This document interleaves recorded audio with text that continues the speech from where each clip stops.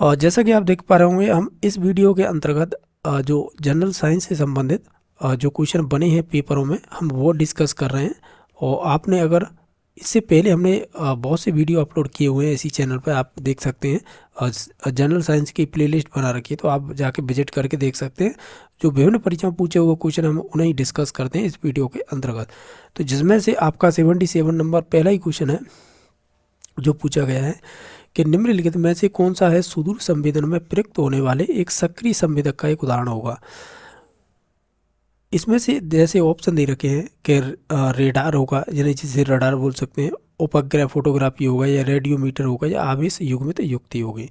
आप देखेंगे सुदूर संवेदना मीन्स ये है कि आप है दूर से ही किसी चीज़ का अनुभव कर सकते हैं। वो किसके द्वारा कर सकते हैं आप? रडार के द्वारा, या उपग्रह फोटोग्राफी के द्वारा, या रेडियोमीटर द्वारा, या आवेश युग्मित युक्ति द्वारा। इसका राइट आंसर हो जाएगा 1 नंबर ऑप्शन। यानी हम ये कह सकते हैं इसका राइट आंसर 1 नंबर ऑप्शन इसलिए हो जाएगा, सुदूर संवेदना में हम रेडार का ही उपयोग करते हैं, यानी रडार का। इस रडार के द्वारा क्या होता है, जैसे कि ये मोस्टली है जो पानी के जहाज होते हैं, यानी जो समुद्रों में रहते हैं, मोस्टली उनकी दिशा और उनकी पोजीशन यानी स्थिति, उनकी दिशा हो गई, स्थिति और दूरी, यानी इनके द्वारा निर्धारण होता है वो रडार के द्वारा। ठीक है, तो ये सेंस इसी वजह से पूछा गया है क्वेश्चन। सुदूर संवेदना में हम रडार का उपयोग करते हैं, और रडार की फुल फॉर्म भी पूछ लिया जाता है। तो इसकी रडार की फुल फॉर्म होगी, आप कह सकते हैं कि रेडियो डिटेक्शन एंड रैंगिंग,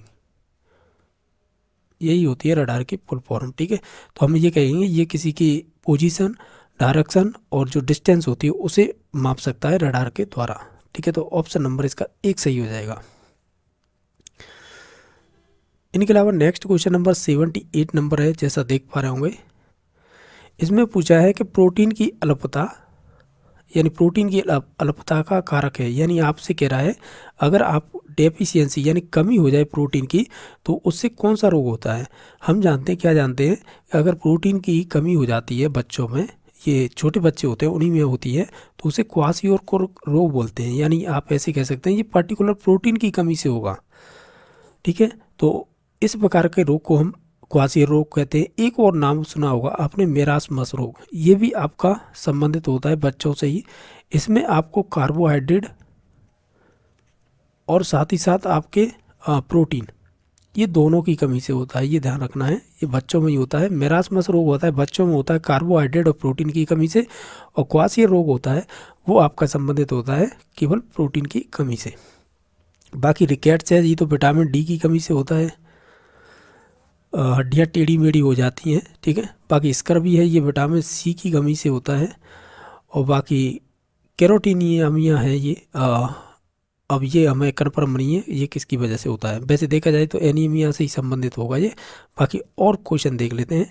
जैसे सोनालिका है और मालविका है, निम्नलिखित में से किस फसल की एक उन्नत किस्म है। तो हम जानते हैं ये उन्नत किस्में हैं, ये आपकी गेहूं की हैं।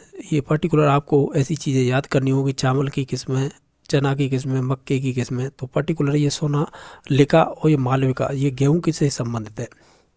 बाकी 80 नंबर क्वेश्चन है, इसमें बताना है कि भौतिक परिवर्तन संबंधित है। यानी आपको इन 4 ऑप्शनों में से बताना है भौतिक परिवर्तन कौन सा है। जैसे कि फोटोसिंथेसिस यानी प्रकाश संश्लेषण, ये एक आपका रासायनिक परिवर्तन होता है। कोयले का जलना भी एक रासायनिक परिवर्तन होता है। बाकी भोजन का पाचन भी एक रासायनिक परिवर्तन होता है। बाकी जो बर्फ का पिघलना है, ये आपका एक भौतिक परिवर्तन हो जाएगा। हमें यही पूछा था कौन सा भौतिक परिवर्तन है, तो ऑप्शन नंबर 3 सही हो जाएगा। क्वेश्चन नंबर आपका 81 नंबर है, ये कह रहा है कि रक्त समूह ए बी के प्लाज्मा में उपस्थित प्रतिरक्षी यानी मीन्स होता है एंटीबॉडी। तो हम ये कहेंगे जो आपका ब्लड ग्रुप ए बी होता है, वो एक होता है ओ ब्लड ग्रुप। तो इसमें क्या होता है, जो ब्लड ग्रुप ओ है, अब देख लीजिएगा यहाँ पे लिख देते हैं हम एंटीजन, और यहाँ पे लिख देते हैं एंटीबॉडी। और ये बार बार पूछे जाने वाला क्वेश्चन है। हम कहेंगे ब्लड ग्रुप ओ है ना, इसके अंतर्गत आपके एंटीजन एब्सेंट होते हैं। जो ए वी एंटीजन होते हैं वो एब्सेंट होते हैं, जबकि एंटीबॉडी प्रेजेंट होते हैं, ठीक है। इसी प्रकार ब्लड ग्रुप ए भी होता है, इसमें जो एंटीजन होते हैं वो तो आपके प्रेजेंट होंगे ए और बी, लेकिन जो आपके एंटीबॉडी होंगे वो आपके एब्सेंट होंगे, यानी नहीं पाए जाते हैं। तो हम कहेंगे कि ए बी ब्लड ग्रुप में एंटीबॉडी कैसे होते हैं, और ना तो ए होगा ना बी होगा, तो ऑप्शन नंबर इसका डी सही हो जाएगा, यानी 4 नंबर ऑप्शन। बाकी अगर मैंने बता दिया है, अगर ब्लड ग्रुप ओ पूछता तब हम ये कहते हैं कि एंटीजन एब्सेंट होते हैं और एंटीबॉडी पाए जाते हैं, जबकि ब्लड ग्रुप ए बी पूछा जाए तब कहेंगे हम कि एंटीजन ए बी प्रेजेंट होते हैं और जबकि एंटीबॉडी एब्सेंट होते हैं। तो इस प्रकार इसका 4 नंबर ऑप्शन हो गया था सही। क्वेश्चन नंबर नेक्स्ट है कि भारतीय पारिस्थितिकी के जनक कौन है। तो ये सिंपल ही क्वेश्चन था, रामदेव मिश्र है। अगर वर्ल्ड के तौर पे देखा जाए तब इसका आता है एस स्वामीनाथन का नाम,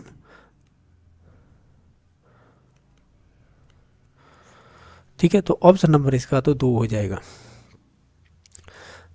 क्वेश्चन नंबर आपका 83 नंबर क्वेश्चन है। इसमें पूछा है कि अवायवीय जीवाणु जंतु अपशिष्ट का पाचन कर बायोगैस का उत्पादन करते हैं। ये परिवर्तन ए है, बायोगैस ईंधन के रूप में जलती है। ये परिवर्तन बी है। सही कथन का चयन कीजिए। यानी आप भी जानते होंगे, चाहे वो अवायवीय श्वसन जीवाणु द्वारा होता है, तो ये कह रहा है जंतु में अपशिष्ट का पाचन कर बायोगैस बनाते हैं या उत्पादन करते हैं, तो ये एक रासायनिक परिवर्तन हो जाएगा। बाकी बायोगैस के ईंधन को आप है रूप में चलती है, जलने वाली कोई भी चीज़ हो वो रासायनिक परिवर्तन के अंतर्गत आएगी, क्योंकि उसे चेंज नहीं कर सकते। तो हम ये कहेंगे ये दोनों ही रासायनिक परिवर्तन हो जाएंगे, तो ऑप्शन नंबर 3 सही हो जाएगा। क्वेश्चन नंबर नेक्स्ट है जो है 84 नंबर। ये कह रहा है लाइकोपिन वर्णक निम्नलिखित में से किस फल अथवा सब्जी में पाया जाता है। तो ये टमाटर में पाया जाता है। टमाटर का लाल रंग होना इसी के कारण होता है, लाइकोपिन वर्णक के कारण।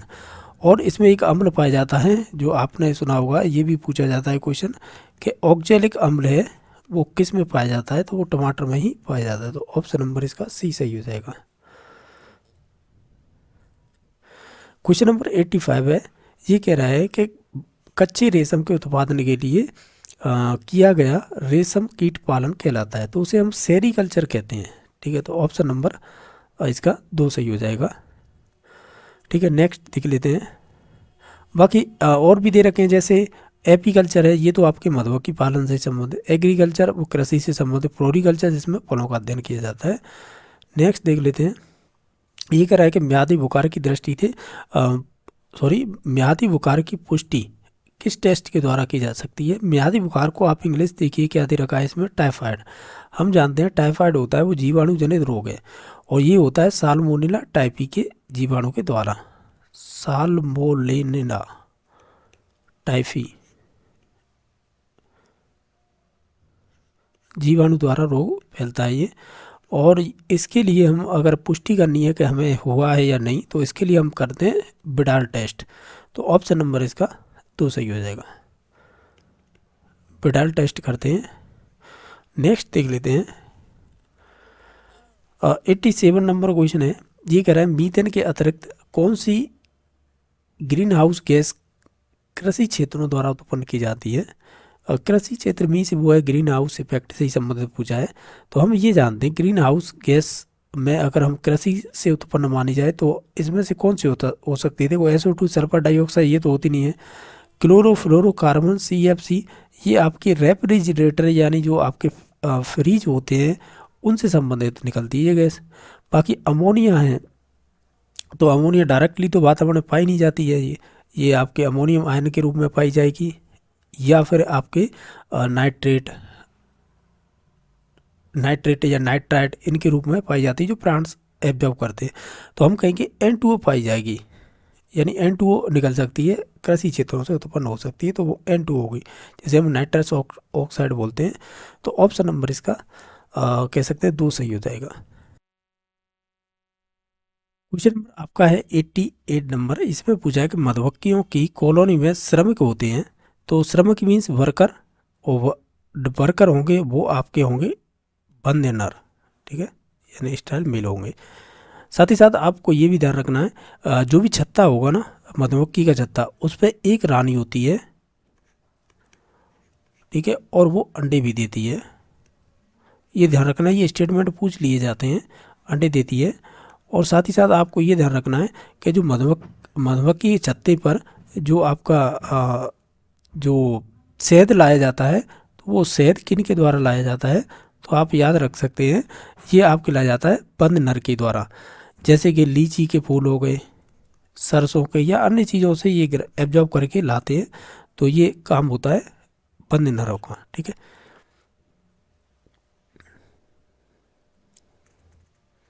और साथ ही साथ आप ये भी रख सकते हैं याद, ये ठीक है इतना ही काफ़ी होगा। बंद नर होते हैं वो ज़्यादातर है जो भी शहद इकट्ठा करके लाते हैं। बाकी जो रानी होगी यानी क्वीन बी होगी वो आपकी छत्ते पर रहेगी और अंडे देगी। इस प्रकार है इसका ऑप्शन नंबर तो ही सही हो जाएगा। जो हमें पूछा था श्रमिक कौन होते हैं, तो वो बंद नर होंगे। क्वेश्चन नंबर आपका 89 है, ये कह रहा है मानव में जो डाउन सिंड्रोम का कारण क्या होता है। तो हम कहेंगे जो हमारे क्रोमोसोम होते हैं ना, उनकी संख्या में 21 की एक अतिरिक्त प्रति उपस्थित होती है। यानी आप ऐसे कह सकते हैं कि ये जोड़े में पाए जाते हैं क्रोमोसोम, जैसे 1 2 3 4 5 6 7 8 9 10 11 12 13 14 15 16 और 17 18 और 19 20। अब जो 21वां आएगा ना, 21 और 22 होनी चाहिए, लेकिन यहाँ पे ये कॉपी हो जाता है इसका 21 और ये 22। यानी आप ऐसे कह सकते हैं जो 21 नंबर के बाद 22 आना था जो क्रम के हिसाब से, लेकिन यहाँ पे ये कि ये कॉपी हो जाता है इसका। तो इसका मतलब होता है कि ये 2n+1 हो जाता है। यानी हम ये कह सकते हैं कि जो डाउन सिंड्रोम है ये एक आपका ट्राइसोमी बीमारी है। ठीक है, आप इसे ऐसे कह सकते हैं जो डाउन सिंड्रोम होते हैं वो ट्राइसोमी के अंतर्गत आते हैं, या ट्राइसोमी हो जाता है जिनकी भी कॉपी होती है। जैसे कि आप कहें जैसे कि डीएपी मीन्स ये है कि जो आपका कह सकते हैं डाउन सिंड्रोम है ये भी ट्राइसोमी होगा, यानी 2n+1 होगा, क्योंकि इसमें 21वें गुणसूत्र की कॉपी हो जाती है। इसी प्रकार एडवर्ड सिंड्रोम होता है, इसमें 18वें जो गुणसूत्र होता है यानी क्रोमोसोम होता है उसकी कॉपी हो जाती है, तो ये भी ट्राइसोमी हो जाता है। इसी प्रकार पटाऊ सिंड्रोम होता है, तो पटाऊ सिंड्रोम में क्या होता है, ये 21 18 और ये हो जाएगा 13वें गुणसूत्र की कॉपी। जैसे मैंने ये बताया ना, इसी क्रम में लिखेंगे, तो ये जो क्रम लिखते हैं तो ये नंबर ऑफ ये दे रखे हैं, जैसे 21वें गुणसूत्र की पुनरावृत्ति, या 18वें गुणसूत्र की पुनरावृत्ति, या 13वें गुणसूत्र की पुनरावृत्ति, ये तीनों के तीनों ही ये ट्राइसोमी में आते हैं। ठीक है, तो ये भी ध्यान रखना है कि ये ट्राइसोमी रोग भी कहलाता है। तो ऑप्शन नंबर इसका 1 सही हो जाएगा। क्वेश्चन नंबर नेक्स्ट है, ये NCERT क्लास 8 से पूछा है ये क्वेश्चन। ठीक है, आप देखेंगे तो जो कृषि से संबंधित एक चैप्टर दे रखा है, शायद शुरुआत में उसमें ही दे रखा है। ये कह रहा है कौन सा कथन है वो जैविक खाद के लिए सत्य नहीं है। ये स्टेटमेंट सीधा उठाया कि यह मृदा के जलधारण क्षमता को बढ़ाता है, ये बात सही है। यह केवल जंतुओं से प्राप्त होता है, केवल जंतुओं से प्राप्त नहीं होता है। यह मृदा में ह्यूमरस प्रदान करता है, ये भी बात सही है। मृदा की रचना बनाता है, तो ये भी बात सही है। इसमें से गलत होगा वो 2 नंबर ऑप्शन हो जाएगा। केवल जंतु ही नहीं, इसके अंतर्गत जो भी प्लांट्स हैं वो भी इंक्लूड होते हैं, तो इस वजह से इसमें केवल शब्द से गलत हो गया है। बाकी नेक्स्ट क्वेश्चन नंबर है 91, इसमें से प्राकृतिक हल वाला कहलाता है। तो आप इनमें से देखेंगे तो वो केचुआ ही कहलाएगा, तो ऑप्शन नंबर 3 सही हो जाएगा। ये कह रहा है कि प्रथम टीका यानी वैक्सीन विकसित की गई थी, तो वो एडवर्ड जेनर के द्वारा की गई थी, और वो भी चेचक के टीके की खोज करने की वजह से। तो इन्होंने चेचक के टीके की खोज की थी, यानी प्रथम वैक्सीन इन्होंने ही विकसित की थी, तो ऑप्शन नंबर 2 सही हो जाएगा। क्वेश्चन नंबर नेक्स्ट है, ये कह रहा है कि एक वैज्ञानिक विषाणु रोग से ग्रसित पादप के वायरस का अध्ययन करना चाहता है। इसके लिए है उसे निम्नलिखित में से कौन से पादप का चयन नहीं करना चाहिए, इन पादप के भाग का कौन से का चयन नहीं करना चाहिए। तो उसे प्रहो अग्रक का नहीं करना चाहिए, यानी जिसे रूट अपेक्स बोलते हैं। जो भी प्लांट्स होते हैं तो उनकी जो टॉप होती है, टॉप मीन्स ये है कि प्रहो भाग होता है, उसमें सेल डिवीजन अधिक होता है, और सेल डिवीजन अधिक होता है यानी वो शीर्ष पर वृद्धि अधिक तेज होती है। यानी कंपैरिजन टू अदर भाग के प्लांट्स के शीर्ष भाग पर, यानी जो आपका रूट अपेक्स होता है, सूट अपेक्स बोलेंगे, तो उस पर आपकी सेल डिवीजन अधिक होता है, तो वो शीर्षस्थ भाग को ज़्यादा से ज़्यादा विकास होता है, तो इस वजह से उस भाग को नहीं लेना चाहिए। तो ऑप्शन नंबर इसका 2 सही हो जाएगा। क्वेश्चन नंबर नेक्स्ट है, श्वसन की प्रक्रिया कैसी होती है? तो श्वसन में भोजन टूटता है, यानी हम ये कहेंगे ये एक ऊष्माक्षेपीय अभिक्रिया होगी, यानी ऑक्सीडेशन माना जाता है। यानी आप ऐसे कह सकते हैं इसमें ऑक्सीकरण होगा तो निश्चित तौर से अभिक्रिया होगी एक्जोथर्मिक, यानी ऊष्माक्षेपीय अभिक्रिया होगी। तो ऑप्शन नंबर 1 सही हो जाएगा। क्वेश्चन नंबर 95 है, संपीड़ित प्राकृतिक गैस यानी सीएनजी में मुख्यतः कौन सी गैस होती है? तो वो मीथेन होगी। और यहीं पर अगर एलपीजी जो घरों के सिलेंडरों में उपयोग की जाती है तो उसमें ब्यूटेन होती है और प्रोपेन होती है। ठीक है, तो इस प्रकार इसे याद रख सकते हैं। क्वेश्चन नंबर नेक्स्ट है 96, उत्तल दर्पण का उपयोग किया जाता है यानी कॉन्वेक्स मिरर का उपयोग किया जाता है। तो हम कहेंगे जो वाहनों के पश्च दृश्य दर्पण के रूप में किया जाता है, तो ऑप्शन नंबर 1 सही हो जाएगा। बाकी टॉर्च के लिए, वाहनों के अग्रदीपों के लिए और दाढ़ी बनाने वाले दर्पण के लिए, इसके लिए हम अवतल दर्पण का उपयोग करेंगे। ठीक है, बाकी हम उत्तल के लिए वाहनों के पश्च दर्पण के उपयोग के लिए करेंगे। ये कह रहा है कि Hg यानी जो पारा है वो धातु का मुख्य अयस्क कौन सा होता है? तो इसका होगा वो हो जाएगा आपका सिनाबार या सिरीबार बोल सकते हैं। और बाकी हेमेटाइट तो लोहे का हो जाएगा, कैलेमाइन है ये जिंक का हो जाएगा। ठीक है, नेक्स्ट क्वेश्चन नंबर देख लेते हैं। ये कह रहा है निम्नलिखित में से कौन सी अधातु कमरे के तापक्रम पर द्रव अवस्था में होती है? तो वो हो जाएगी ब्रोमीन। और बाकी जो पारा था वो हो जाएगा, ये धातु है और ये आपका अधातु हो जाएगा। क्वेश्चन नंबर नेक्स्ट है, दो समतल दर्पण परस्पर लंबवत रखे हुए हैं, तो इनके द्वारा है इनके मध्य में रखी वस्तु से बनने वाले प्रतिबिंबों की संख्या कितनी होगी? अगर ये 90 डिग्री ये लंबवत है यानी ये 90 डिग्री की बात कर रहा है, तो हम कहेंगे 360/90 और -1। माइनस इसलिए एक करते हैं क्योंकि अगर सम होगा यानी सम अंक आते हैं तो निश्चित तौर से एक घटा देंगे, अगर विषम आएंगे तो वही रहेंगे। तो इसे हम काटेंगे तो 9 चौक 36 होते तो -1 करेंगे तो 3 प्रतिबिंब बनेंगे।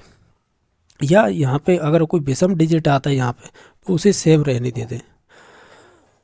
विद्युत ऊर्जा की व्यावसायिक इकाई क्या होती है? तो वो किलोवाट घंटा होगी। तो ऑप्शन नंबर 3 सही हो जाएगा। तो देख लेते हैं ये किस प्रकार के क्वेश्चन पूछे गए हैं। जैसा कि आप 47 नंबर क्वेश्चन देख रहे हैं, ये कह रहा है कि धातु निष्कर्षण में निम्नलिखित में से किसका उपयोग किया जाता है? अगर इन सभी ऑप्शनों को ध्यान से देखें तो हम उपयोग करते हैं कॉक का, और ये आपके कार्बन का ही एक कह सकते हैं रूप होता है। जब हम कार्बनीकरण करते हैं तो उसके अवशेष रह जाते हैं तो वो कोक ही होता है। ठीक है, तो ये धातु निष्कर्षण में भी इसका उपयोग किया जाता है, तो ये ऑप्शन नंबर 1 सही हो जाएगा। बाकी इसे कोलतार को ध्यान रखना है, ये सड़क निर्माण के लिए उपयोग किया जाता है जिसमें 200 पदार्थों का मिश्रण होता है, ये भी ध्यान रखना। एक जो कॉक है ना वो कार्बन का शुद्धतम रूप होता है, ये भी ध्यान रखना है, कार्बन का शुद्धतम रूप माना जाता है कॉक। ठीक है, जो धातु निष्कर्षण के लिए उपयोग किया जाता है। बाकी कोलतार बता दिया है, ये सड़कों के निर्माण से संबंधित है, ये भी कार्बन का ही शुद्ध रूप तो नहीं होता है लेकिन इसमें 200 प्रकार के मिश्रण पदार्थ मिले हुए होते हैं, उसे बोलते हैं कोलतार। नेक्स्ट है जी 51 नंबर क्वेश्चन, इसे भी देख लेते हैं। ये कह रहा है कौन सा एल्कोहल पी के लिए उपयुक्त है? तो हम कहेंगे जिसे हम पी सकते हैं वो है दारू। और दारू मीन्स ये कि एथेनॉल बोलते हैं, इसका रासायनिक सूत्र होता है C2H5OH। बाकी मेथेनॉल को पिएंगे तो निश्चित तौर से इसे डेथ हो जाती है, ये बहुत हानिकारक होता है इसका पीने से। ठीक है, तो हमें तो केवल पेय बताना था, तो वो ऑप्शन नंबर सी सही हो जाएगा। क्वेश्चन नंबर 48 है कि प्रिज्म में से गुजरने पर सबसे अधिक अपरिवर्तित होने वाला रंगीन प्रकाश कौन सा होगा? तो आपने प्रिज्म देखा होगा, प्रिज्म में से जब ये कलर मीन्स ये है कि जब इसमें से प्रिज्म में से जब ये कलर गुजरते हैं तो ये कुछ इस प्रकार से रेनबो बनाते हैं। यानी आप ऐसे कह सकते हैं जो प्रकाश सीधा है वो कम अपवर्तित हो रहा है और जो नीचे की तरफ है वो ज़्यादा अपवर्तित हो रहा है।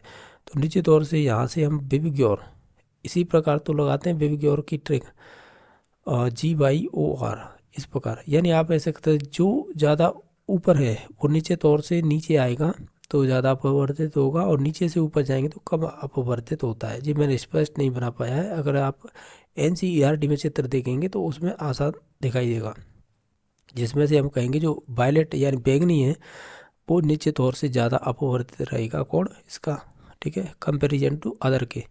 तो ऑप्शन नंबर बी सही हो जाएगा।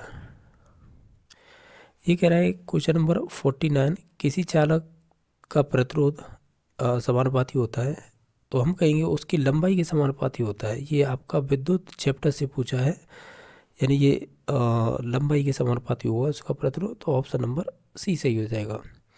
क्वेश्चन नंबर आपका 50 है। ये कह रहा है माचिस की डिब्बी में रगड़ने वाली सतह पर मौजूद मुख्य रासायनिक संघटक क्या होता है। जैसे जो भी माचिस की डिब्बी होती है उस पर आपने देखा और रेड सी कलर के कुछ डॉट डॉट होते हैं, तो उस जगह पे क्या होता है, तो हम कहते हैं फॉस्फोरस होता है, जिसे रगड़ने से वो माचिस की तिल्ली जलने लग जाती है। क्वेश्चन नंबर 52 है, 51 हमने ऑलरेडी कर लिया था। ये कह रहा है किसी ईंधन की दक्षता है, क्षमता नहीं है दक्षता है, फिल इन द ब्लैंक्स के संदर्भ में व्यक्त की जा सकती है। जैसे उसके घनत्व के में, उसके कैलोरी मान में, उसकी मात्रा में, तो हम उसे कैलोरी मान में व्यक्त करते हैं। ऑप्शन नंबर इसका 2 सही हो जाएगा। अब क्वेश्चन नंबर आपका 53 नंबर है। ये पूछ रहा है खाने के डिब्बों पर जस्ता की बजाय हम टिन की परत चढ़ती होती है या चढ़ाई जाती है, क्योंकि हम कहेंगे जो जस्ता की बजाय अगर हम टिन की परत चढ़ी होती तो क्योंकि हम ये कहेंगे, अगर इन सभी ऑप्शनों को ध्यान से देखें, जो टिन की तुलना में जस्ता अधिक प्रक्रियाशील होगा, यानी अधिक रिएक्टिव हो जाएगा किसी अन्य पदार्थों के साथ, ठीक है, तो अधिक अभिक्रियाशील है ये इसे कह सकते हैं। तो ऑप्शन नंबर इसका सी सही हो जाएगा। क्वेश्चन नंबर नेक्स्ट देख लेते हैं। क्वेश्चन नंबर 54 है। ये कह रहा है कि निम्नलिखित में से कौन सी पारंपरिक सिंचाई पद्धति नहीं है इसमें से, तो ये हो जाएगी जो ड्रिप प्रणाली होती है, ठीक है, ड्रिप प्रणाली होती है, तो ये आपकी शायद इजराइल से ली गई है, ठीक है, तो ये वहीं की पद्धति है जिसे अपनाया जाता है। ये राजस्थान में ज़्यादा अपनाई जाती है क्योंकि वहाँ पर पानी की कमी है। ड्रिप हो गई, स्प्रिंकलर हो गई, ये सभी। बाकी जो खंदक प्रणाली है, चेन प्रणाली है, ये तो परंपरागत होती हैं। बाकी जो परंपरागत नहीं है वो आधुनिक है, वो ऑप्शन नंबर सी सही हो जाएगा। क्वेश्चन नंबर 55 है। ये कह रहा है कि मानव गुर्दे की कोशिका में लिंग गुणसूत्रों की संख्या कितनी होगी। आप कहीं से भी ले लीजिएगा, वो एक जोड़ी ही होगी, ठीक है, क्योंकि हम जानते हैं लिंग गुणसूत्र या तो आपको अगर मादा की बात करेंगे तो डबल एक्स हो जाता है, अगर पुरुष की बात करेंगे तो एक्स वाई हो जाता है, वो एक जोड़ी ही होता है। क्वेश्चन नंबर नेक्स्ट है कि मानव कान का श्रवण प्रास कितना होता है, यानी जो हम सुन पाते हैं उसकी बात हो रही है, तो वो 20 हर्ट्ज से 20,000 हर्ट्ज होता है, तो ऑप्शन नंबर एक सही हो जाएगा। क्वेश्चन क्वेश्चन नंबर नेक्स्ट है जो 57 नंबर क्वेश्चन है। ये कह रहा है कि निम्नलिखित में से किस में उच्चतम ऊर्जा होगी। तो जब आप वेब की ओर को देखेंगे तो इसमें क्या होता है, जो इसमें ये होता है कि जब हम शुरुआत से अगर ये कहें कि बाएं से दाएं की ओर जाते हैं तो ऊर्जा कम होती जाती है और लैम्बडा का मान बढ़ता जाता है। अगर हम दाएं से बाएं की ओर आते हैं तो ऊर्जा का मान बढ़ता जाता है और लैम्बडा का मान कम होता जाता है। इस प्रकार ये उल्टा क्रम होता है। तो आप देख लीजिएगा, नीला 3 नंबर पे है, बाकी रेड है वो तो बहुत दूर है, तो ये तो होगा नहीं, पीला इसमें है नहीं, तो इसका ऑप्शन नंबर एक ही सही हो जाएगा। नेक्स्ट क्वेश्चन नंबर है 58 नंबर। ये कह रहा है कि पेंसिल लेड बनाने के लिए किस पदार्थ का उपयोग किया जाता है, तो हम ग्रेफाइट का उपयोग करते हैं, तो ऑप्शन नंबर सी सही हो जाएगा, ठीक है। नेक्स्ट क्वेश्चन नंबर देख लेते हैं। क्वेश्चन नंबर नेक्स्ट 59 नंबर है कि प्रकाश की एक किरण दर्पण पर 30 डिग्री का कोण बनाती है या आपतित होती है, तो अभिलंब और परावर्तित किरण के बीच में कितने डिग्री का कोण होगा। अब आप जानते होंगे जो परावर्तन का नियम होता है, अब पहले तो इसे दर्पण को हम पॉलिश कर लेते हैं जिससे कि किरण है वापस लौट जाए जो जिस कोण से आए, और ये हम एक अभिलंब बना लेते हैं। आपने नियम कुछ इसी प्रकार पढ़े होंगे, ठीक है।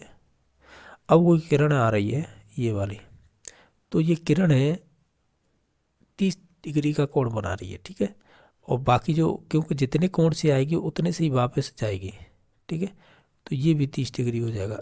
लेकिन हम ये कहते हैं कि ये जो कोण होता है वो आई होता है और ये वाला परावर्त आर कोण होता है। तो ये कितनी डिग्री से आई है वो इससे आधार नहीं लगा सकते कि ये 30 डिग्री से आई है। वो आधार ये नहीं होता है। हम ये कह सकते हैं जब हम अभिलंब खींचते हैं तो हम किसी चीज़ का बताने के लिए, यानी कितने डिग्री कोण से परावर्तित हो रही है अभिलंब से, या कह सकते हैं परावर्तित किरण अभिलंब से कितने डिग्री का कोण बन रहा है, वो सभी चीज़ें हम इसी आधार पर पता करते हैं। हम जानते हैं आई बराबर होता है कोण आई बराबर कोण आर। यानी आप ऐसे कह सकते हैं ये अभिलंब हमने खींचा था तो ये अभिलंब खींचने से ये 90 डिग्री का कोण होता है, आप भी जानते होंगे। तो हम ये कहेंगे, क्या कहेंगे कि हम ये कहेंगे 90 बराबर कोण आई प्लस 30। यानी हम आई का मान निकाल रहे हैं क्योंकि आपतन कोण कितना है उस हिसाब से, ठीक है। वही फिर परावर्तन कोण हो जाएगा। तो आई का मान निकालेंगे तो 90 में से 30 जाएंगे तो बचेंगे 60, तो यानी आई आपतन कोण आ जाएगा 60 डिग्री, ठीक है। ये हो गया आपका आपतन कोण। और परावर्तन कोण कितना होगा, क्योंकि हम जानते हैं आप परावर्तन नियम के अनुसार कि आपतन कोण होता है वो परावर्तन कोण के बराबर होता है, जैसे कि इसमें था। तो ये अगर ये 60 डिग्री है तो ये भी 60 हो जाएगा। यही पूछा था कि जो अभिलंब है यानी ये और परावर्तित किरण है ये, इसके मध्य कितनी डिग्री का कोण होगा, तो वो 60 डिग्री का कोण होगा। ऑप्शन नंबर इसका बी सही हो जाएगा। क्वेश्चन नंबर नेक्स्ट है वो देख लेते हैं।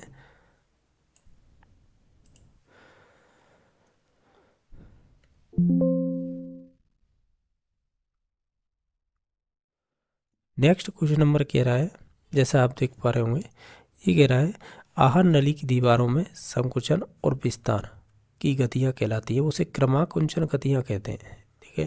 तो ऑप्शन नंबर इसका सी सही हो जाएगा। यानी भोजन का गले में होकर निकल के आपके आमाशय में जाना, इसे ही बोलते हैं क्रमाकुंचन। क्वेश्चन नंबर नेक्स्ट है, ये कह रहा है कि मस्तिष्क के कौन से भाग रक्तचाप को नियंत्रित करता है, यानी जो हमारा रक्तचाप मीन से हो जाता है ब्लड प्रेशर, ठीक है, ब्लड प्रेशर हो जाए को नियंत्रित करती है। इसकी इंग्लिश देख लीजिएगा एक बार, 61 नंबर क्वेश्चन की इंग्लिश।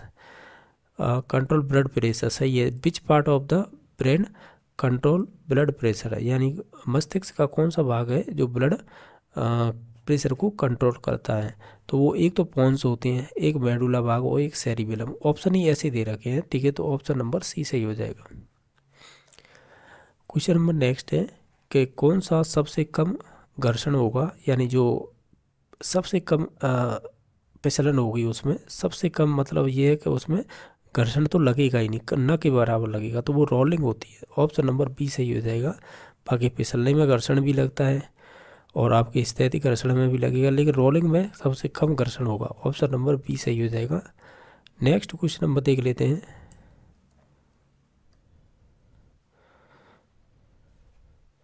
वो टच करेंगे 11 12 से, बाकी है देख लेंगे, आप देखते चलिएगा क्वेश्चन किस प्रकार के पूछे गए हैं। जैसे कि हम बात करें 51 नंबर क्वेश्चन है, ये रोगों से पूछा है, यानी आप कह सकते हैं इसमें से क्वेश्चन पूछा है कि वायरस जनित संक्रामक रोग कौन सा है। एक तो वायरस जनित भी बताना है, साथ ही साथ वो संक्रामक रोग भी हो वो बताना है। अगर इन सभी ऑप्शनों को पढ़ेंगे ना, आपको एक जानकारी मिलेगी। इसमें 3 रोग तो जीवाणु जनित है, यानी जो बैक्टीरिया के द्वारा फैलते हैं, और बाकी एक रोग है जो आपके वायरस द्वारा फैलता है। तो वो ऑप्शन नंबर 3 है, खसरा, जैसे मीजल्स बोलते हैं, और इसका रोग कारक होता है वो रोबेला वायरस होता है, रोबेला वायरस होता है। तो इसका आप ऑप्शन नंबर 3 सही हो जाएगा, और ये आपका संक्रामक रोग माना जाता है। बाकी ऑप्शनों की बात करें, जैसे मोती जरा है, और मोती जरा को अब इंग्लिश में टाइफाइड बोलते हैं, और ये जीवाणु जनित रोग है, आपने नाम सुना होगा। इसका रोग कारक होता है साल्मोनेला टाइफी, ठीक है। तो इस प्रकार ये बैक्टीरिया जनित है। बाकी हैजा की बात करें तो ये विब्रियो कोलेरी इसका रोग कारक होता है, और ये दस्त वगैरह हो जाते हैं, तो ये दूषित जल भोजन से होता है, ठीक है। विब्रियो कोलेरी जीवाणु जनित रोग है, ये भी ध्यान रखना है। ये है टीबी, टीबी मीन्स क्षयरोग बोल देते हैं, इसे तपेदिक बोल देते हैं, ठीक है। तो नीचे तौर से ये जो होता है ट्यूबरकुलोसिस जीवाणु के द्वारा होता है, क्या, टीबी, तो ये भी ध्यान रखना है।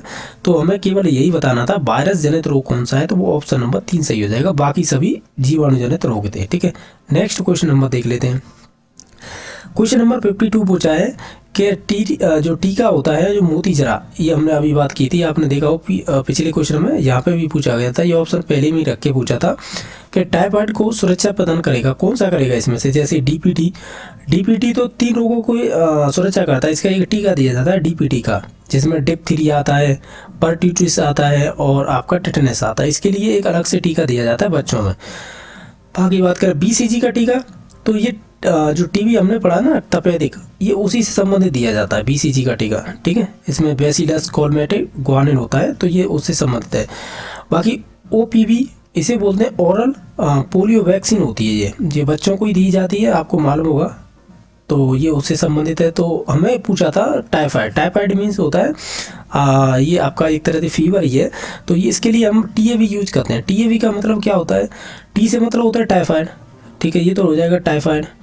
और उसके अलावा जो ए और बी है ना, ये पैराटाइफाइड होते हैं, यानी ये भी एक टीके का कार्य करते हैं। आप ऐसे कह सकते हैं हमारे इम्यून सिस्टम या हमारी सुरक्षा करने के लिए ये टीका दिया जाता है, जिससे कि हमें टाइफाइड ना हो। समझ गए?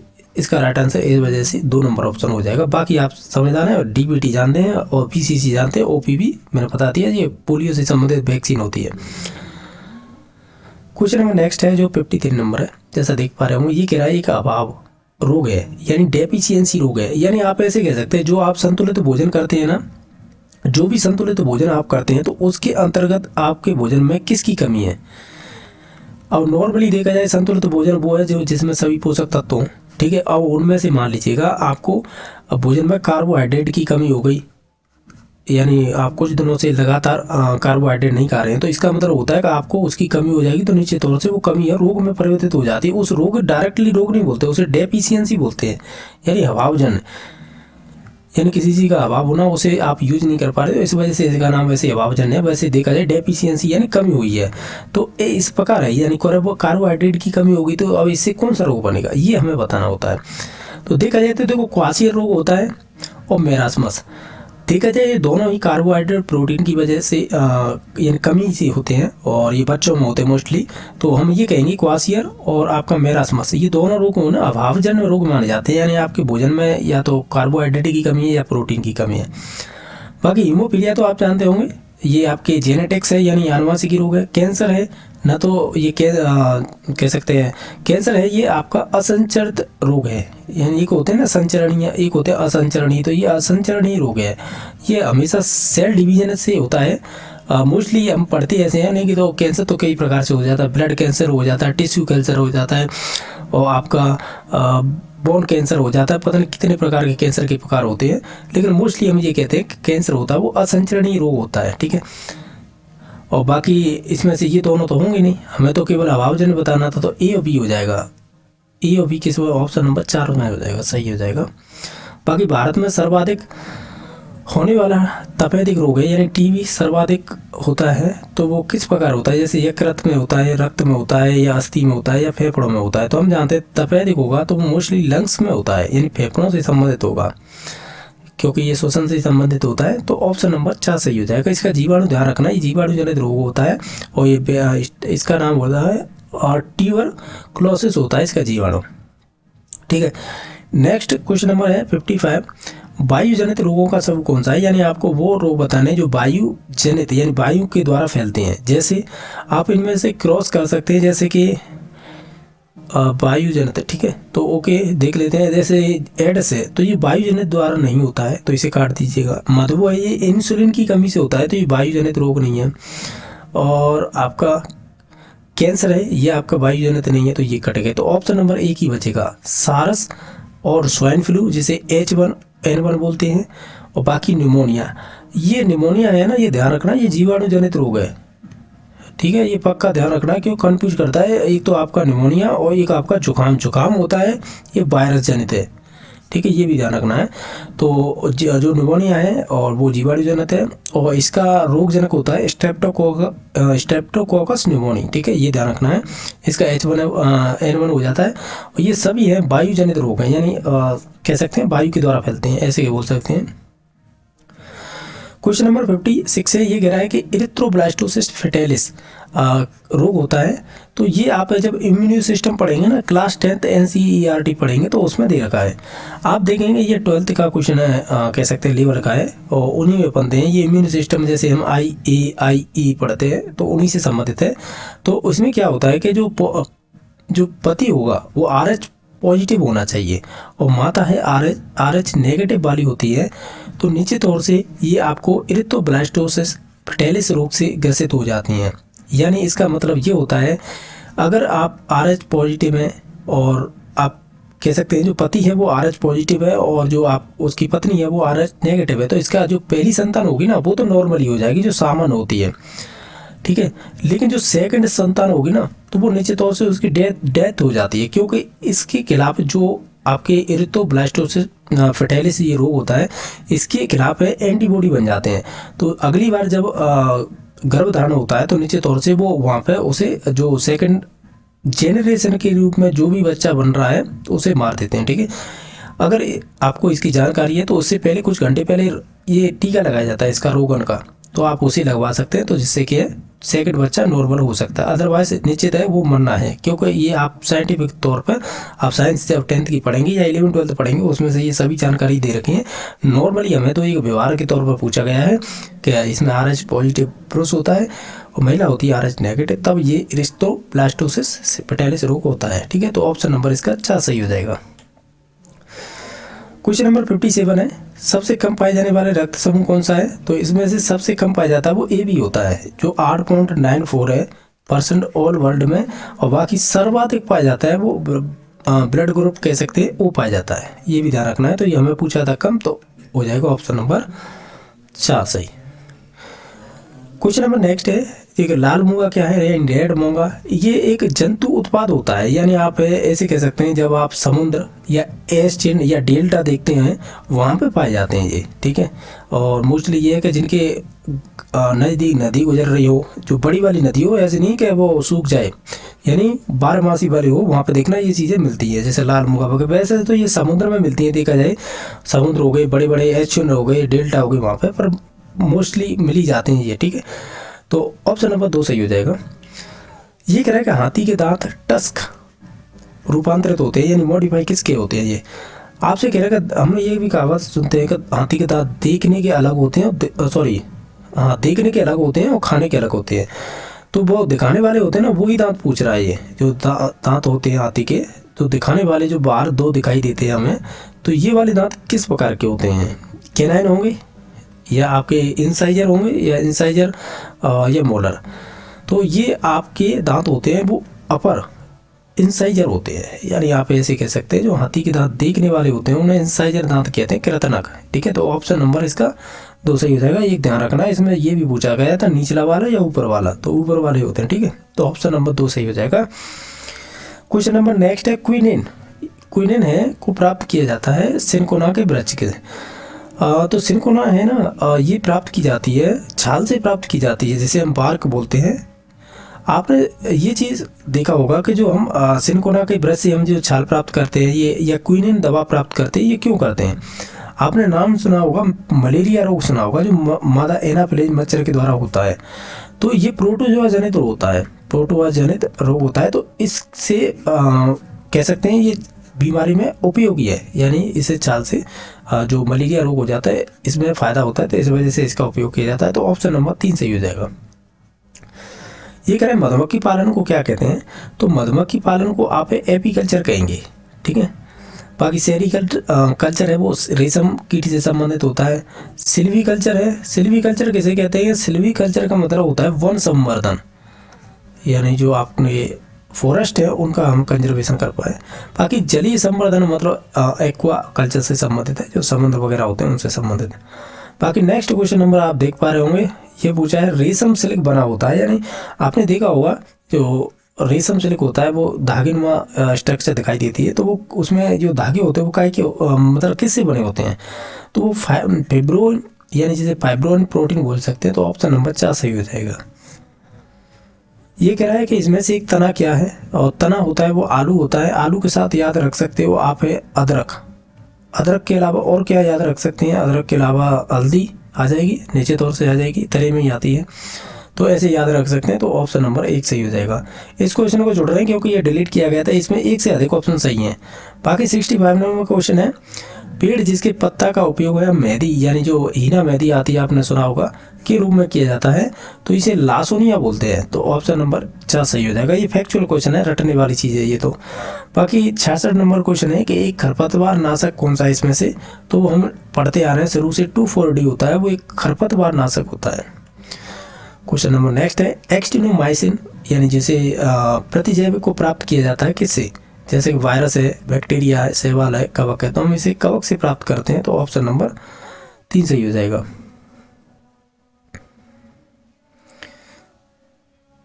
क्वेश्चन नंबर नेक्स्ट देख लेते हैं। क्वेश्चन नंबर है कि डीएनए का चाकू कहलाता है, यानी आप ऐसे कह सकते हैं डीएनए के खंडों में काटना होता है तो डीएनए नाइफ बोलते हैं, या डीएनए का चाकू। तो इसे यानी आपको बताइएगा इन किन ऑप्शनों के आधार पर कहेंगे इसे।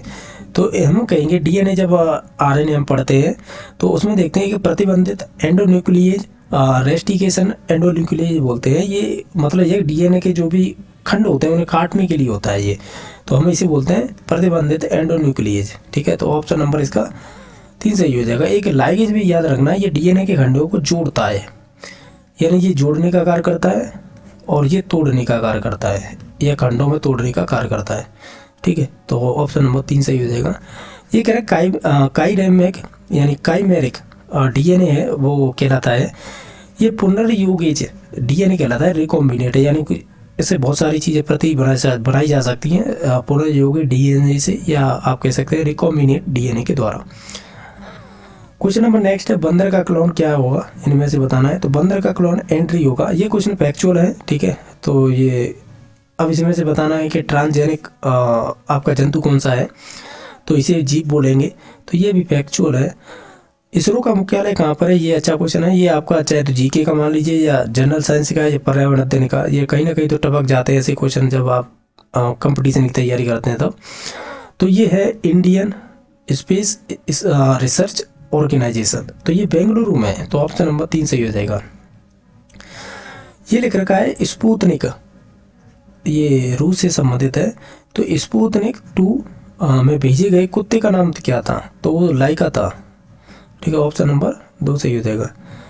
ये कह रहे फसल को जो हानि पहुंचाने वाले कीट कहलाते हैं उन्हें साइंस की टर्म में क्या कहते हैं, जैसे कि शत्रु कहेंगे, परजीवी कहेंगे, पर होस्ट कहेंगे, या आपकी पीड़ कहेंगे। पीड़ मीन्स पेस्ट होता है, तो ऑप्शन नंबर 4 सही हो जाएगा। होस्ट तो वो होते हैं जो दूसरों को पर रह के भोजन दूसरों पर रहकर भोजन खाते हैं। ठीक है, वो होते हैं होस्ट। और परजीवी दूसरों पर डिपेंड रहते हैं, जैसे अमरवेल नाम सुना होगा, तो वो इसी का उदाहरण होता है अमरवेल। ठीक है, नेक्स्ट देख लेते हैं। WWF का सिंबल क्या है, यानी एक ये वर्ल्ड वाइड फंड एक नेचर होती है, यानी आप कह सकते हैं कि UNE भी पढ़ा होगा आपने, तो ये उसी की एक संस्था चलती है। ठीक है, तो इसमें क्या है कि जो वन्य जीव से संबंधित चीज़ें हैं ना उनको ये कंट्रोल करती है, और विश्व के बारे में जितनी भी ये साइटें होती है उन्हें कंट्रोल करती है। तो इसका प्रतीक चिन्ह क्या माना गया है, तो वो पांडा माना गया है। ये अच्छा क्वेश्चन है, ये विभिन्न परीक्षा में पूछा हुआ क्वेश्चन है। क्वेश्चन नंबर है, रणथंभौर का राष्ट्रीय उद्यान स्थित है, ये मतलब कहाँ पर स्थित है, तो ये राजस्थान में स्थित है, और ये भी सवाई माधोपुर एक डिस्ट्रिक्ट पड़ती है राजस्थान में, तो उसमें स्थित है। और ये भी ध्यान रखना है, राजस्थान के अंदर टाइगर प्रोजेक्ट अगर शुरुआत की गई थी तो 1973 में की गई थी, तो ये वही राष्ट्रीय उद्यान है रणथंभौर जिसमें टाइगर प्रोजेक्ट स्टार्ट किया गया था। ये कह रहा है कि वायुमंडल में सर्वाधिक मात्रा में कौन सी गैस पाई जाती है, तो आप जानते होंगे जो नाइट्रोजन है वो 78% और बाकी जो ऑक्सीजन है वो 21%, बाकी ये है नगण्य होते हैं। क्वेश्चन नंबर नेक्स्ट है, कोशिका में जैविक क्रियाओं के लिए ऊर्जा प्राप्त की जाती है, किससे प्राप्त करते हैं, तो हम जानते हैं ATP के रूप में हमें ऊर्जा प्राप्त होती है, और ये माइटोकॉन्ड्रिया के अंदर बनती है। तो हम कहते हैं इसका नाम अगर रासायनिक तौर पर देखें यानी वैज्ञानिक के तौर पर, इसे बोलते हैं एडिनो ट्राईफॉस्फेट, यानी एडेनोसिन ट्राईफॉस्फेट बोलते हैं। तो ऑप्शन नंबर 1 सही हो जाएगा। ये कह रहा है कि लड़का होगा या लड़की, ये किस पर निर्भर करता है, ये आपके पिता पर निर्भर करेगा, तो ऑप्शन नंबर 2 सही हो जाएगा। ये कह रहा है मनुष्य की देह कोशिका में गुणसूत्रों की संख्या कितनी होती है। देखो अब ये ध्यान रखना है कि मनुष्य में देह कोशिका, अब इसकी मुझे इंग्लिश यहाँ पे नहीं दे रखी, नहीं तो मालूम पड़ता। आपने सुना होगा वैसे मनुष्य की देही कोशिका में देखा जाए गुणसूत्रों की संख्या होती है वो 46 ही होती है, लेकिन ये कुछ कंफ्यूज ये करने वाला था, आप भी जानते होंगे काय कोशिका यानी काय गुणसूत्र होते हैं वो कितने होते हैं। तो हम ऐसे पढ़ते हैं ना, जिसमें से काय गुणसूत्र होते हैं, कुछ लिंग गुणसूत्र होते हैं जो लिंग का निर्धारण करते हैं। तो मैं उस आधार पर कह रहा था, तो ये एक्स वाई हो जाएंगे जब पुरुष होगा, और अगर महिला होगी तो Y Y oh sorry X X हो जाते हैं। लेकिन ये काय को होते हैं ना, ये बाई जोड़ी होते हैं, तो ये 44 होते हैं। तो मैं इस आधार पर कह रहा था ये काय कई ये उसी से संबंधित तो नहीं है, इस वजह से कह रहा था। बस वैसे देखा जाए ये कह रहा था देख गुणसूत्रों में की संख्या कितनी होगी, किसमें, मनुष्य में, तो 46 ही मानी जाएगी कोशिका के अंतर्गत। तो ठीक है, तो ऑप्शन नंबर इसका सी सही हो जाएगा। इसमें से बताना है कि आनुवंशिक इकाई कौन सी होती है, तो वो जीनी होगी। आनुवंशिक इकाई जीनी मानी जाती है। क्वेश्चन नंबर नेक्स्ट है, ये कह रहा है कि प्रोटीन के संश्लेषण के लिए जो केंद्रीय यानी सेंट्रल डोग्मा प्रतिपादन किया था, तो ये क्रिक ने किया था। तो ऑप्शन नंबर 3 सही हो जाएगा। ये कह रहा है कि एक पारिस्थितिकी तंत्र में सर्वाधिक संख्या किसकी पाई जाती है, तो उत्पादकों की पाई जाएगी। यानी जो उत्पादक मीन्स ये है जो प्लांट्स वगैरह होते हैं उनसे संबंधित है, इन्हीं की संख्या ज़्यादा होती है, तो इन्हें उत्पादक बोलते हैं। तो ऑप्शन नंबर सी सही हो जाएगा। ये कह रहा है कि एक बाइट बराबर कितना होता है। हम जानते हैं एक बाइट बराबर होता है, अगर हम एक बाइट की बात करें तो एक बाइट बराबर होता है 8 बिट। तो ऑप्शन नंबर इसका 3 सही हो जाएगा। नेक्स्ट क्वेश्चन नंबर है 85 नंबर। इसमें पूछा है कि निम्नलिखित में से किस उपकरण में पारे यानी जो मरकरी होता है, पारे का उपयोग नहीं किया जाता है। यानी बैरोमीटर जो वायुमंडलीय दाब मापता है, इसमें तो किया जाता है। बाकी जो स्पाइग्नो मैनोमीटर होता है ये हमारे ब्लड प्रेशर को मापता है, और थर्मामीटर है ये तापमान को मापता है। तो इन तीनों में पारे का उपयोग किया जाता है, ठीक है। और जिसमें से नहीं यूज किया जाता है वो हो जाएगा सोनोग्राफी, ठीक है। सोनोग्राफी में हम इसका उपयोग नहीं करते पारे का, ठीक है। तो इसका ऑप्शन नंबर 3 सही हो जाएगा। बाकी नेक्स्ट क्वेश्चन नंबर ये था कि एलपीजी के घटक क्या है। पहले तो एलपीजी का नाम ही मालूम होना चाहिए, इसे बोलते हैं लिक्विफाइड पेट्रोलियम गैस। तो इसमें देखो इसमें मुख्य घटक पूछे हैं। मुख्य घटक मीन्स ये है कि मोस्टली इसमें पाया क्या जाता है, और जो भी घरों के गैस सिलेंडर होते हैं उनमें यही गैस भरी जाते हैं। तो इसमें ब्यूटेन और प्रोपेन होती है मुख्य गैस के घटक, अन्य भी हो सकती हैं लेकिन मुख्य होती हैं यही होती हैं दोनों, ब्यूटेन और प्रोपेन। तो ऑप्शन नंबर सी डी किस में दे रखा है, तो option number C D 2 number में। बाकी मेथन की बात करें तो ये सीएनजी की मुख्य घटक गैस होती है, ठीक है। तो हमें पूछा था एलपीजी का, तो ऑप्शन नंबर सी और डी हो जाएंगे। ये क्वेश्चन डिलीट किया गया क्योंकि इसमें एक से अधिक ऑप्शन सही थे, इस वजह से। नेक्स्ट क्वेश्चन नंबर है कि इसमें से दुर्बल अम्ल कौन सा है। लेकिन देखो इंग्लिश इसमें अलग दे रखी है, दुर्बल क्षार की दे रखी है, तो इसे अम्ल कर लीजिएगा क्योंकि तभी सटीक आंसर बैठेगा, क्योंकि इसमें क्षार तो कोई है ही नहीं, तो अब अम्ल ही मानेंगे इसे। तो दुर्बल अम्ल कौन सा है। HCl की बात करें तो ये प्रबल अम्ल माना जाता है। HNO3 जिसे नाइट्रिक अम्ल बोलते हैं ये भी प्रबल में आता है। H2SO4 ये भी प्रबल में आता है। जो H2CO3 होता है ना ये दुर्बल अम्ल होता है, ये ध्यान रखना है, ये दुर्बल अम्ल होगा। तो ऑप्शन नंबर इसका फिर 2 सही हो जाएगा। बाकी जो थे ना वो प्रबल में आते हैं, ये सभी है प्रबल अम्ल होते हैं, यानी स्ट्रॉन्ग एसिड में आते हैं। बाकी वीक है वो हो जाएगा 2 नंबर ऑप्शन। इसमें से बताना है कौन सा है कार्बनिक यौगिक अधिक हानिकारक होगा। अब ये सभी में कार्बन है तो कार्बनिक यौगिक होंगे सभी। इनमें से बताना है सबसे अधिक हानिकारक कौन सा होगा। तो इसमें से कार्बन मोनोऑक्साइड होगा, क्योंकि जब हमारे श्वास के द्वारा ये शरीर में जाएगा तो हीमोग्लोबिन से मिल जाता है, फिर उसे हीमोग्लोबिन में मिलके ना ये O2 की कमी कर देता है। O2 की कमी से क्या होता है कि जो भी सांस लेता है ह्यूमन वो उसकी डेथ हो जाती है, इस वजह से ये अधिक हानिकारक होता है। तो ऑप्शन नंबर 1 सही हो जाएगा।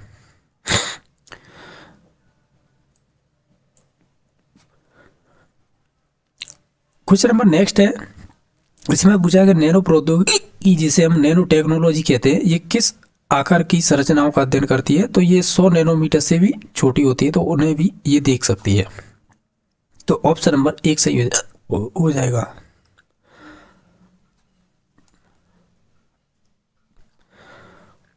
क्वेश्चन नंबर 91 है, ये कह रहा है कि हाइड्रोपोनिक्स में अध्ययन किया जाता है किसका। तो हम कहेंगे इसमें से मिट्टी के बिना पादप का संवर्धन करना ही आपका हाइड्रोपोनिक्स होता है। तो ऑप्शन नंबर 4 सही हो जाएगा।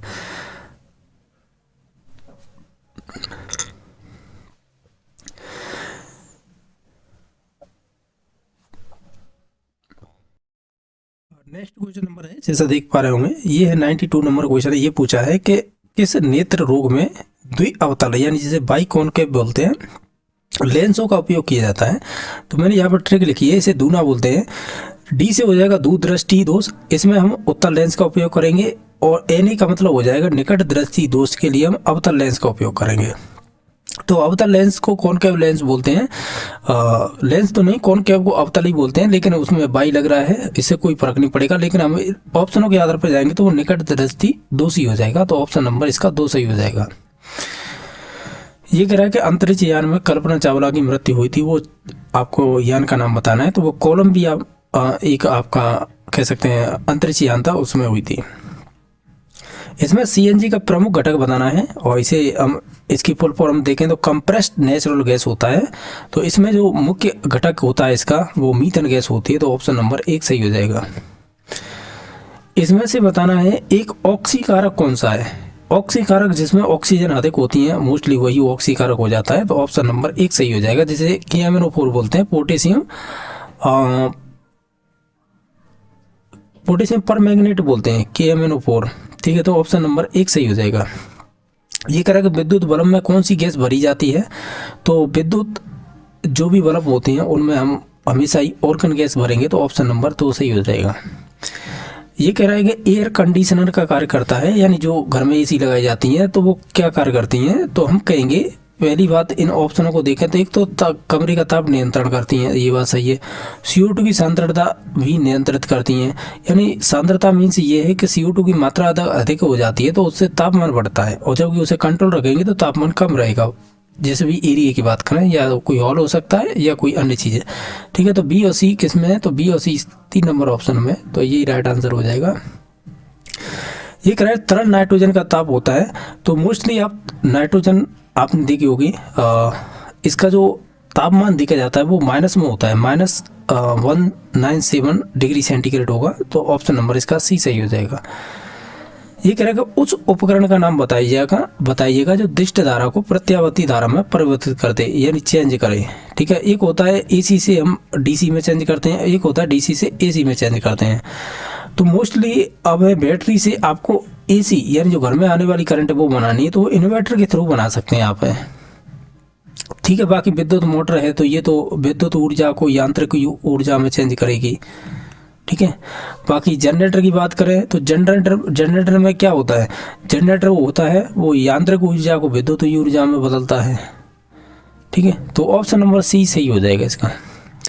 ये कह रहे हैं कि रेफ्रिजरेटर में किसका उपयोग किया जाता है, यानी जो गर्म में खर्चे होने के बाद बचेंगे हमारे पास 36। बाकी कोशिका का अध्ययन कहलाता है, वो साइटोलॉजी कहते हैं। अब हम देख लेते हैं इसे।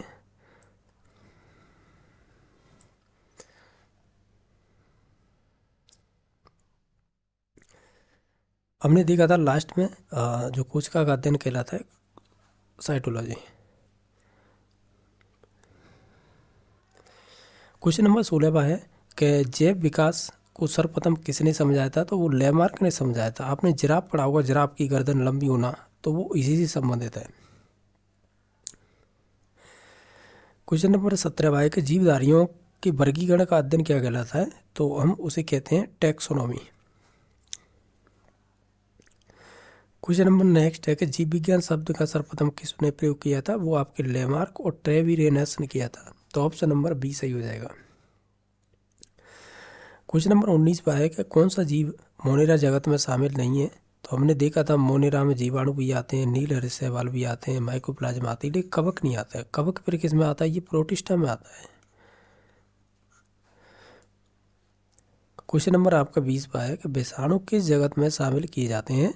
तो विषाणु हैं ये आपके किसी में भी शामिल नहीं किए जाते हैं, ये अकोशिकीय होते हैं। ठीक है, तो इसका ऑप्शन नंबर 4 सही हो जाएगा।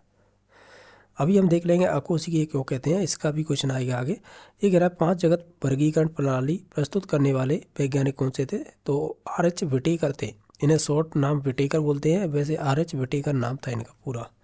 यानी रॉबर्ट एच विटेकर। ठीक है, नेक्स्ट क्वेश्चन नंबर देख लेते हैं। ये कह रहा है 22वां क्वेश्चन, कोशिका का ऊर्जा ग्रह किसे कहते हैं? तो कोशिका का ऊर्जा ग्रह माइटोकॉन्ड्रिया को कहेंगे, क्योंकि हमें ऊर्जा मिलती है एटीपी के रूप में यहाँ से। और यहाँ पे क्या पाया जाता है, अभी हमने एक क्वेश्चन किया था कि यहाँ पे श्वसन केंद्रक पाया जाता है।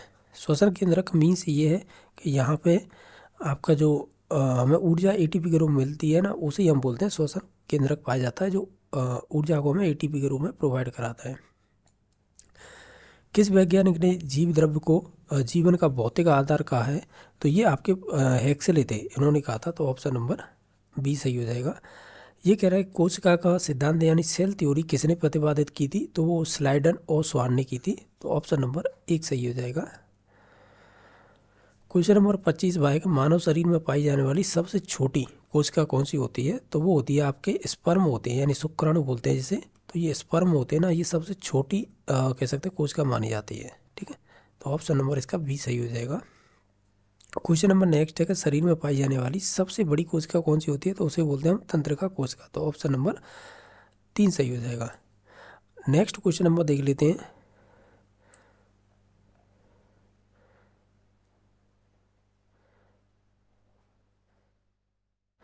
क्वेश्चन नंबर अभी हम बात कर रहे थे, ये विषाणु क्या होता है? यानी विषाणु मीन्स ये है वायरस।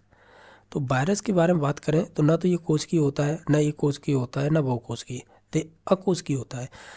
अगर ये मनुष्य के शरीर के अंदर चला जाता है तब तो ये लिविंग में हो जाता है, और ये अगर पृथ्वी पर पड़ा रहा है या वातावरण में तो वहाँ पर ये निर्जीव रहता है। तो इसे कहते हैं ना तो ये अकोशिकीय है, इस वजह से इसका ऑप्शन नंबर बी सही हो जाएगा।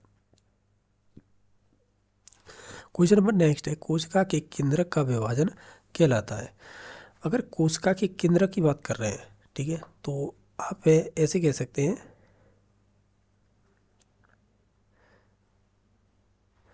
और इन ऑप्शनों को अगर हम ध्यान से देखें तो हम ये कहेंगे, देखो कोशिका के केंद्र की बात कहेंगे ना तो केंद्र को कैरियो बोलते हैं। ठीक है, कैरियो। और विभाजन मीन्स होता है काइनेसिस। तो इसका ऑप्शन नंबर 1 सही हो जाएगा, जिसे हम कैरियो काइनेसिस बोलते हैं। बाकी साइटोकाइनेसिस बोलेंगे आपके कह सकते हैं कोशिका के विभाजन को।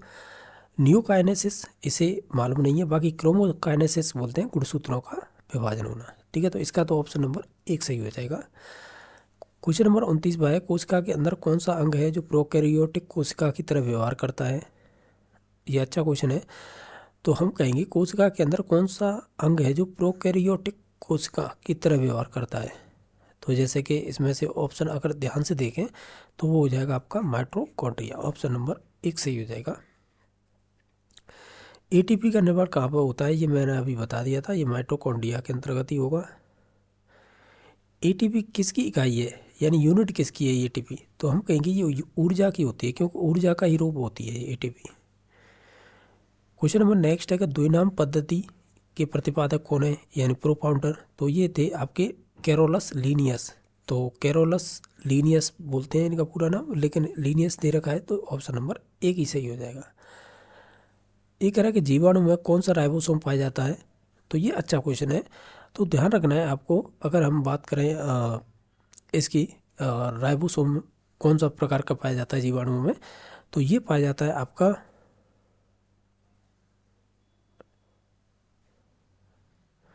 70S प्रकार का, जिसकी इकाइयाँ होंगी, अगर 80 की बात करते हैं तो इसकी इकाइयाँ हो जाती हैं 50 और 40S, यानी 50S 40S। तो फिर इसकी कितनी हो जाएंगी? 40-30 होती हैं या कन्फर्म नहीं है, इसे छोड़ देते हैं, मैं बाद में बता दूंगा। ठीक है, इकाइयों को, ये राइबोसोम की इकाइयाँ होती हैं, इनके मिलकर बना होता है। ठीक है, तो जीवाणु में राइबोसोम पाया जाता है वो 70S प्रकार का पाया जाता है, आप ऐसे याद रखेंगे। ये कह रहा है एंटीसेप्टिक सर्जरी की खोज किसने की थी? तो एंटीसेप्टिक सर्जरी की खोज है वो आपकी की है जोसेफ लिस्टर ने। तो ऑप्शन नंबर 1 सही हो जाएगा।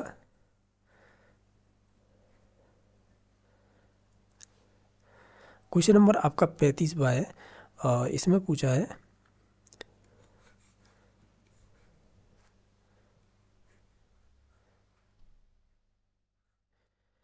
35 नंबर क्वेश्चन ये कह रहा है कि जीवाणुओं का कृत्रिम संवर्धन किसने किया था। तो जीवाणुओं का कृत्रिम संवर्धन किया था वो आपके किया था रॉबर्ट कोच ने। तो ऑप्शन नंबर 1 सही हो जाएगा। ये भी NCERT 8वीं कक्षा में मिल जाएगा। क्वेश्चन नंबर 36 है कि दूध में पाई जाने वाली जीवाणु कौन सी होती है। तो उसे हम लैक्टोबैसिलस जीवाणु, सॉरी सही है ना, लैक्टोबैसिलस सही है। दूध से दही बनाना होता है तो वो जीवाणु लैक्टोबैसिलस ही होता है। तो ऑप्शन नंबर 1 ही सही हो जाएगा। क्वेश्चन नंबर नेक्स्ट है, कोशिका भित्ति किसकी बनी होती है। तो कोशिका भित्ति है, अब बात करें किसकी बनी होती है तो हम कहेंगे ये कोशिका भित्ति आपकी बनी होती है सेलुलोज की। ऑप्शन नंबर सी सही हो जाएगा।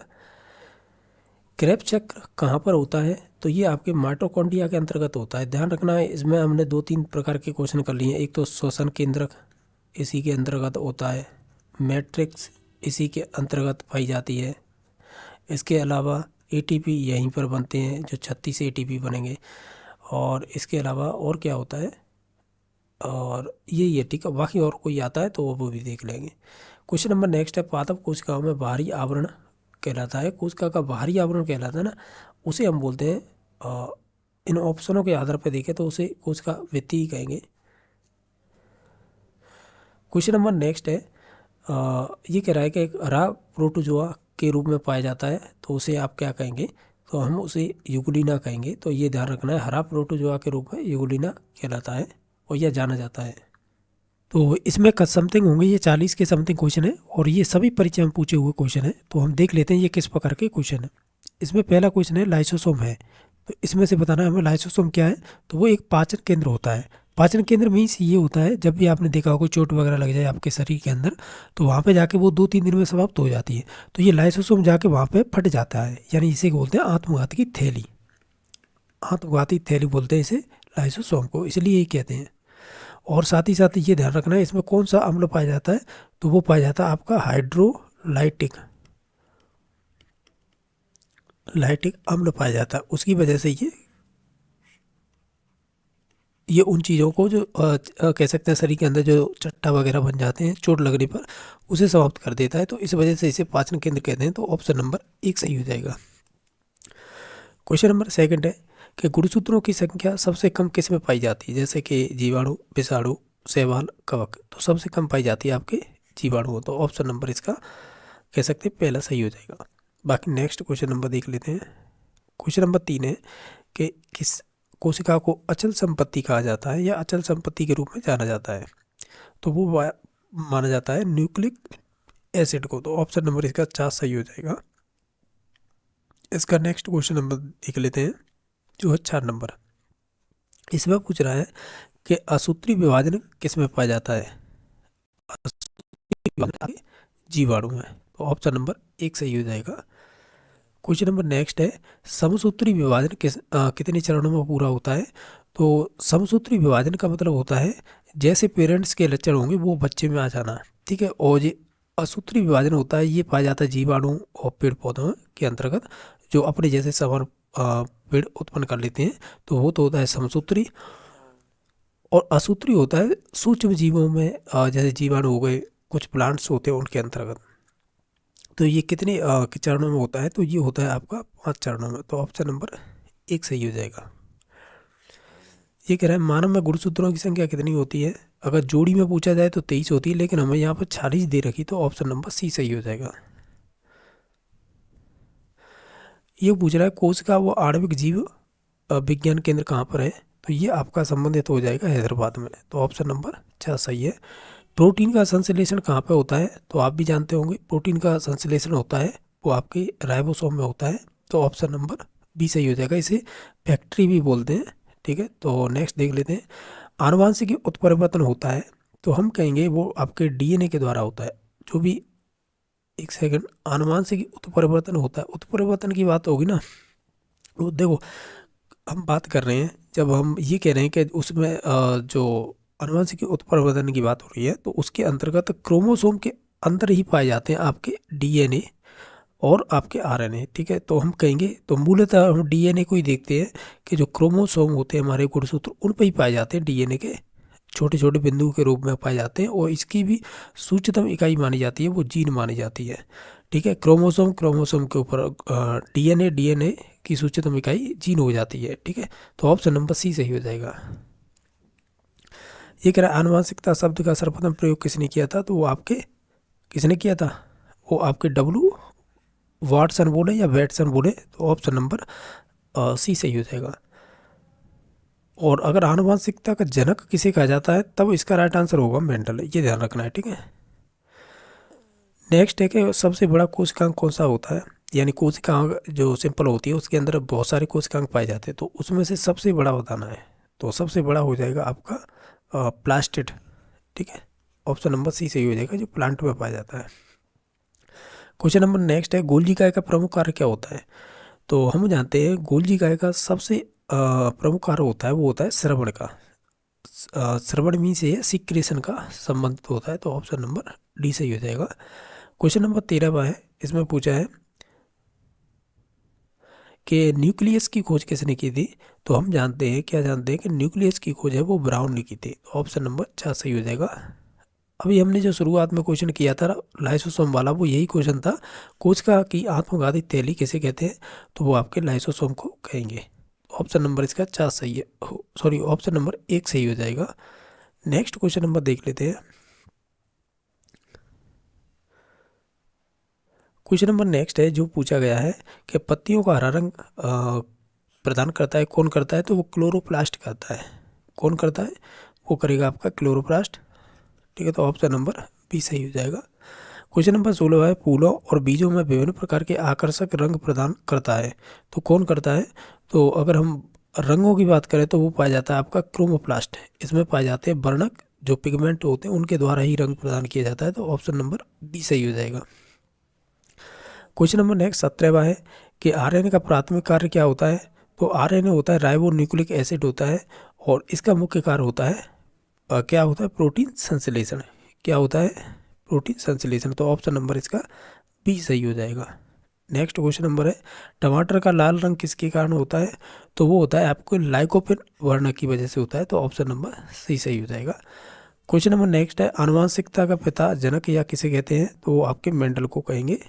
और ध्यान रखना है आनुवांशिकता शब्द किसने दिया था, वो आपके वॉटसन ने दिया था, या वेटसन बोल देते हैं, तो ऑप्शन नंबर इसका तो राइट आंसर 1 नंबर हो जाएगा।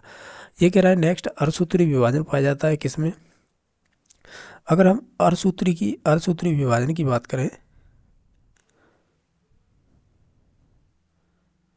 तो अर्धसूत्री विभाजन पाया जाएगा आपका, देखो इनमें ऑप्शनों को देखें तो हम कहेंगे तर्ण पुष्प कलिका में पाया जाएगा। ठीक है, तो ऑप्शन नंबर डी सही हो जाएगा इसका। क्वेश्चन नंबर नेक्स्ट है कि समसूत्री विभाजन होता है तो वो किन में होता है, तो हम कहेंगे जो कायिक कोशिकाएं होती है ना उनमें होता है। ठीक है, तो ऑप्शन नंबर ए सही हो जाएगा। अब ये कह रहा है कि पुरुषों में कह सकते हैं जीन संगठन क्या होता है, यानी आप कह सकते हैं जो फीमेल होगी उसमें तो डबल एक्स होता है, और मेल होता है तो उसमें आपकी एक्स वाई होता है। नेक्स्ट देख लेते हैं, तो इसका ऑप्शन नंबर बी सही हो जाएगा। ये कह रहा है विकास का सिद्धांत किसने दिया था, तो आप जानते होंगे विकास का सिद्धांत है, ये 12th क्लास में लगता है, चार्ल्स डार्विन ने दिया था। क्वेश्चन नंबर नेक्स्ट है जीवों के प्राकृतिक चयन का सिद्धांत है, जिसे हम इंग्लिश में नेचुरल सिलेक्शन थ्योरी बोलते हैं, तो ये किससे संबंधित है, तो ये भी आपकी डार्विन से ही संबंधित है, यानी चार्ल्स डार्विन से।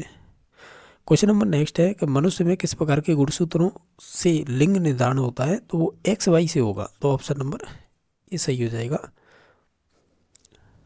ये कह रहा है उत्परिवर्तन का सिद्धांत किसने दिया था, तो ये उत्परिवर्तन का सिद्धांत है कक्षा 8 में दे रखा है, हिंगोडी ब्रिज ने दिया था, तो ऑप्शन नंबर सी सही हो जाएगा।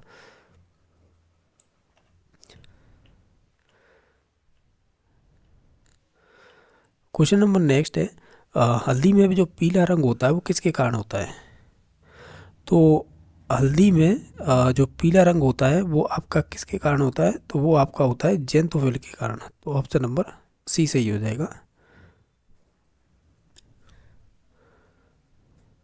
ये कह रहा है कि प्रकाश संश्लेषण में सहायक कौन है, तो हम जानते हैं प्रकाश संश्लेषण में सहायक होता है वो होता है आपका क्लोरोप्लास्ट, तो ऑप्शन नंबर ए सही हो जाएगा। क्वेश्चन नंबर आपका नेक्स्ट है जो है 29 नंबर। ये कह रहा है कि आनुवांशिकी संबंधी प्रयोग के लिए मेंडल ने किस पौधे का चुनाव किया था, तो वो मटर के पौधे का चयन किया था, तो ऑप्शन नंबर ए सही हो जाएगा। लाइसोसोम की खोज किसने की थी? तो आप भी जानते होंगे लाइसोसोम की खोज है डी डोवे ने की थी, तो ऑप्शन नंबर 1 सही हो जाएगा। क्वेश्चन नंबर आपका 31वां है कि एक जीन एक एंजाइम सिद्धांत किसने दिया था? तो एक जीन और एक सिद्धांत है, ये आपका दिया था देखो इसमें कोशिका का सिद्धांत दिया था, ये मेंडल है नहीं, डार्विन भी नहीं होगा, वॉटसन भी नहीं होगा, तो फिर बीडल एवं टेटल ने दिया था, ऑप्शन नंबर बी सही हो जाएगा। नेक्स्ट क्वेश्चन नंबर है डीएनए का डबल हेलिक्स मॉडल किसने प्रतिपादित किया था? तो वॉटसन एवं क्रिक ने किया था। नेक्स्ट क्वेश्चन नंबर है कि राइबोसोम किसके बने होते हैं? तो वो आरएनए और प्रोटीन के बने होते हैं। किसके बने होते हैं? आरएनए और प्रोटीन के।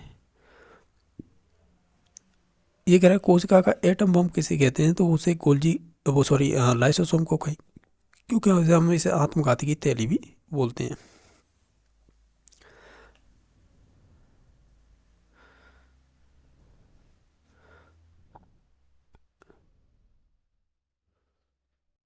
क्वेश्चन नंबर आपका नेक्स्ट 35वां है कि जीन बने होते हैं किसके बने होते हैं? तो हम कहेंगे ये जीन बने होते हैं आपके पॉलीन्यूक्लियोटाइड के, तो ऑप्शन नंबर इसका डी सही हो जाएगा। क्वेश्चन नंबर नेक्स्ट है जीवन की उत्पत्ति किस काल में हुई थी? तो वो प्री कैम्बियम काल की मानी जाती है। बाकी लास्ट क्वेश्चन है जैसे कि हम बात करें 51 नंबर क्वेश्चन है, ये रोगों से पूछा है, यानी आप कह सकते हैं इसमें से क्वेश्चन पूछा है कि वायरस जनित संक्रामक रोग कौन सा है? एक तो वायरस जनित भी बताना है, साथ ही साथ वो संक्रामक रोग भी हो वो बताना है।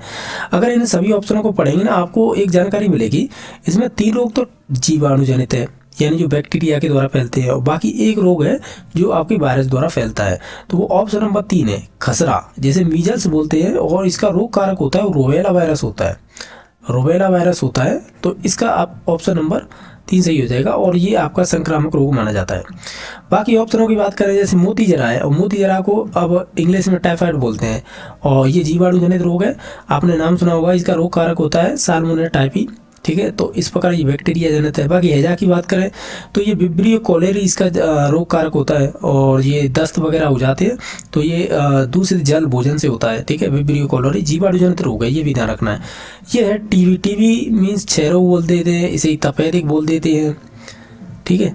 तो नीचे तौर से ये जो होता है ट्यूबरकुलोसिस जीवाणु के द्वारा होता है, क्या? टीबी, तो ये भी ध्यान रखना है।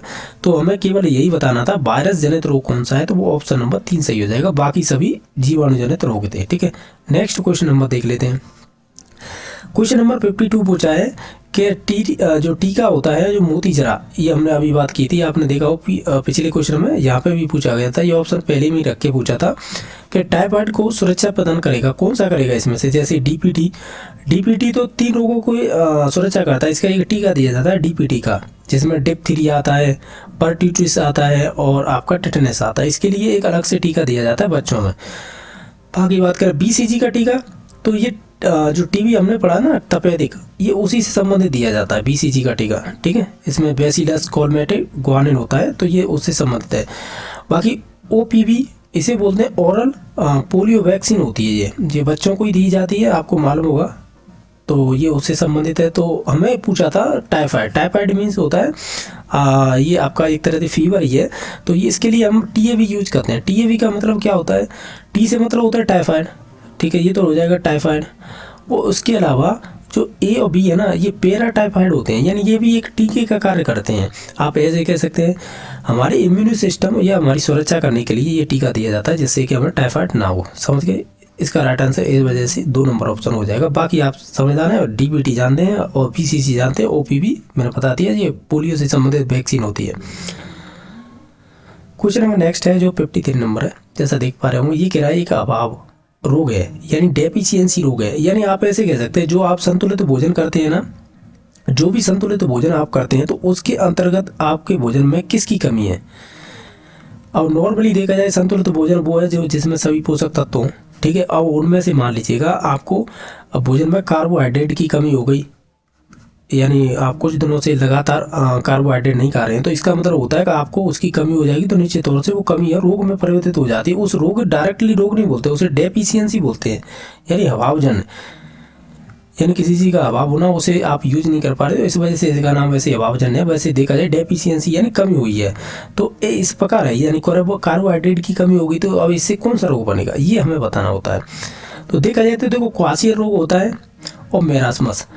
देखा जाए ये दोनों ही कार्बोहाइड्रेट प्रोटीन की वजह से यानी कमी से होते हैं और ये बच्चों में होते हैं मोस्टली। तो हम ये कहेंगे क्वासियर और आपका मेरास्मस, ये दोनों रोग ना अभावजन्य रोग माने जाते हैं, यानी आपके भोजन में या तो कार्बोहाइड्रेट की कमी है या प्रोटीन की कमी है। बाकी हीमोफीलिया तो आप जानते होंगे, ये आपके जेनेटिक्स है यानी आनुवांशिकी रोग है। कैंसर है ना, तो ये कह सकते हैं कैंसर है, ये आपका असंचरित रोग है, यानी एक होते हैं ना संचरणीय, एक होते हैं असंचरणीय, तो ये असंचरणीय रोग है। ये हमेशा सेल डिवीजन से होता है। मोस्टली हम पढ़ते ऐसे हैं नहीं कि तो कैंसर तो कई प्रकार से हो जाता है, ब्लड कैंसर हो जाता है, टिश्यू कैंसर हो जाता है और आपका बोन कैंसर हो जाता है, पता नहीं कितने प्रकार के कैंसर के प्रकार होते हैं, लेकिन मोस्टली हम ये कहते हैं कि कैंसर होता है वो असंचरणीय रोग होता है, ठीक है। और बाकी इसमें से ये दोनों तो होंगे नहीं, हमें तो केवल अभावजन्य बताना था, तो ए और बी हो जाएगा। ए और बी किस ऑप्शन नंबर 4 में हो जाएगा, सही हो जाएगा।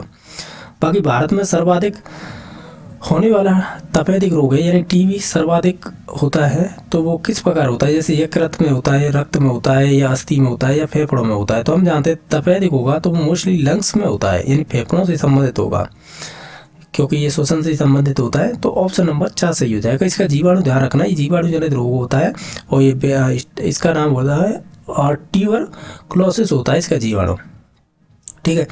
नेक्स्ट क्वेश्चन नंबर है 55, वायु जनित रोगों का सब कौन सा है, यानी आपको वो रोग बताने जो वायु जनित यानी वायु के द्वारा फैलते हैं। जैसे आप इनमें से क्रॉस कर सकते हैं, जैसे कि वायु जनित, ठीक है, तो ओके देख लेते हैं। जैसे एड्स है तो ये वायु जनित द्वारा नहीं होता है, तो इसे काट दीजिएगा। मधुमेह है, ये इंसुलिन की कमी से होता है, तो ये वायु जनित रोग नहीं है। और आपका कैंसर है, ये आपका वायु जनित नहीं है, तो ये कट गए। तो ऑप्शन नंबर 1 ही बचेगा, सारस और स्वाइन फ्लू जिसे H1N1 बोलते हैं, और बाकी निमोनिया। ये निमोनिया है ना, ये ध्यान रखना, ये जीवाणु जनित रोग है, ठीक है, ये पक्का ध्यान रखना, क्यों कंफ्यूज करता है। एक तो आपका निमोनिया और एक आपका जुकाम होता है, ये वायरस जनित है, ठीक है, ये भी ध्यान रखना है। तो जो निमोनिया है और वो जीवाणु जनित है, और इसका रोग जनक होता है स्ट्रेप्टोकोकस न्यूमोनी, ठीक है, ये ध्यान रखना है। इसका H1N1 हो जाता है, और ये सभी है वायु जनित रोग है, यानी कह सकते हैं वायु के द्वारा फैलते हैं, ऐसे बोल सकते हैं। क्वेश्चन नंबर 56 है, ये कह रहा है कि इरिथ्रोब्लास्टोसिस फेटालिस रोग होता है। तो ये आप जब इम्यून सिस्टम पढ़ेंगे ना, क्लास 10th NCERT पढ़ेंगे, तो उसमें दे रखा है। आप देखेंगे ये 12th का क्वेश्चन है, कह सकते हैं लेवल का है, और उन्हीं में बनते हैं ये इम्यून सिस्टम। जैसे हम IAIE पढ़ते हैं तो उन्हीं से संबंधित है।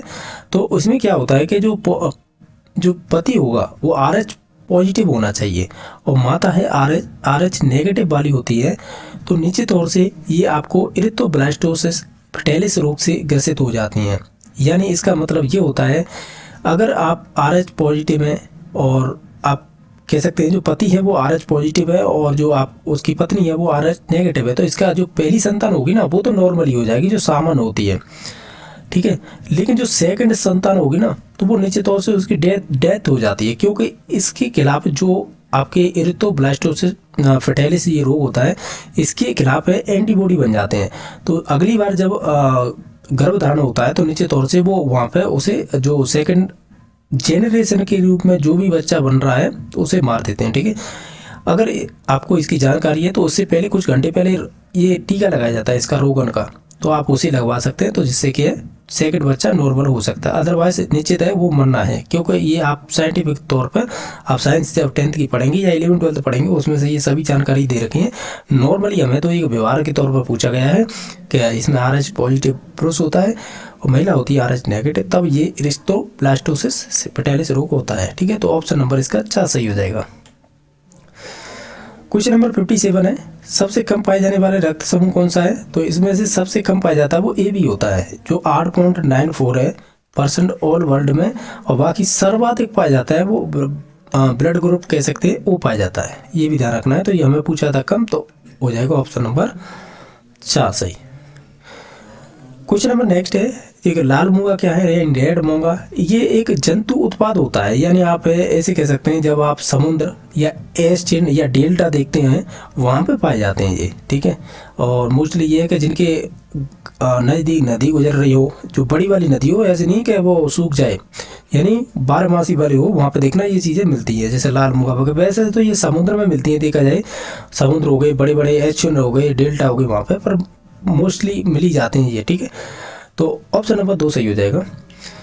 ये कह रहा है कि हाथी के दांत टस्क रूपांतरित होते हैं, यानी मॉडिफाई किसके होते हैं। ये आपसे कह रहा है कि हम ये भी कहावत सुनते हैं कि हाथी के दांत देखने के अलग होते हैं, सॉरी हाँ, देखने के अलग होते हैं और खाने के अलग होते हैं। तो वो दिखाने वाले होते हैं ना, वही दांत पूछ रहा है। ये जो दांत होते हैं हाथी के, तो दिखाने वाले जो बाहर 2 दिखाई देते हैं हमें, तो ये वाले दांत किस प्रकार के होते हैं। कैनाइन होंगे, या आपके इंसाइजर होंगे, या इंसाइजर या मोलर। तो ये आपके दांत होते हैं वो अपर इंसाइजर होते हैं, यानी आप ऐसे कह सकते हैं जो हाथी के दांत देखने वाले होते हैं उन्हें इंसाइजर दांत कहते हैं, कृतनक, ठीक है। तो ऑप्शन नंबर इसका 2 सही हो जाएगा। एक ध्यान रखना, इसमें ये भी पूछा गया था निचला वाला या ऊपर वाला, तो ऊपर वाले होते हैं, ठीक है। तो ऑप्शन नंबर 2 सही हो जाएगा। क्वेश्चन नंबर नेक्स्ट है क्विनिन। क्विनिन है को प्राप्त किया जाता है सिनकोना के वृक्ष के। तो सिनकोना है ना, ये प्राप्त की जाती है छाल से प्राप्त की जाती है, जिसे हम बार्क बोलते हैं। आपने ये चीज़ देखा होगा कि जो हम सिनकोना के ब्रश से हम जो छाल प्राप्त करते हैं ये, या क्विनिन दवा प्राप्त करते हैं, ये क्यों करते हैं। आपने नाम सुना होगा, मलेरिया रोग सुना होगा, जो मादा एनाफिलीज मच्छर के द्वारा होता है। तो ये प्रोटोजोआ जनित रोग होता है, प्रोटोजोआ जनित रोग होता है। तो इससे कह सकते हैं ये बीमारी में उपयोगी है, यानी इसे छाल से जो मलेरिया रोग हो जाता है इसमें फ़ायदा होता है, तो इस वजह से इसका उपयोग किया जाता है। तो ऑप्शन नंबर 3 सही हो जाएगा। ये करें मधुमक्खी पालन को क्या कहते हैं। तो मधुमक्खी पालन को आप एपीकल्चर कहेंगे, ठीक है। बाकी सेरीकल्चर है वो रेशम कीट से संबंधित होता है। सिल्वीकल्चर है, सिल्वीकल्चर किसे कहते हैं। सिल्वीकल्चर का मतलब होता है वन संवर्धन, यानी जो आपने फॉरेस्ट है उनका हम कंजर्वेशन कर पाए।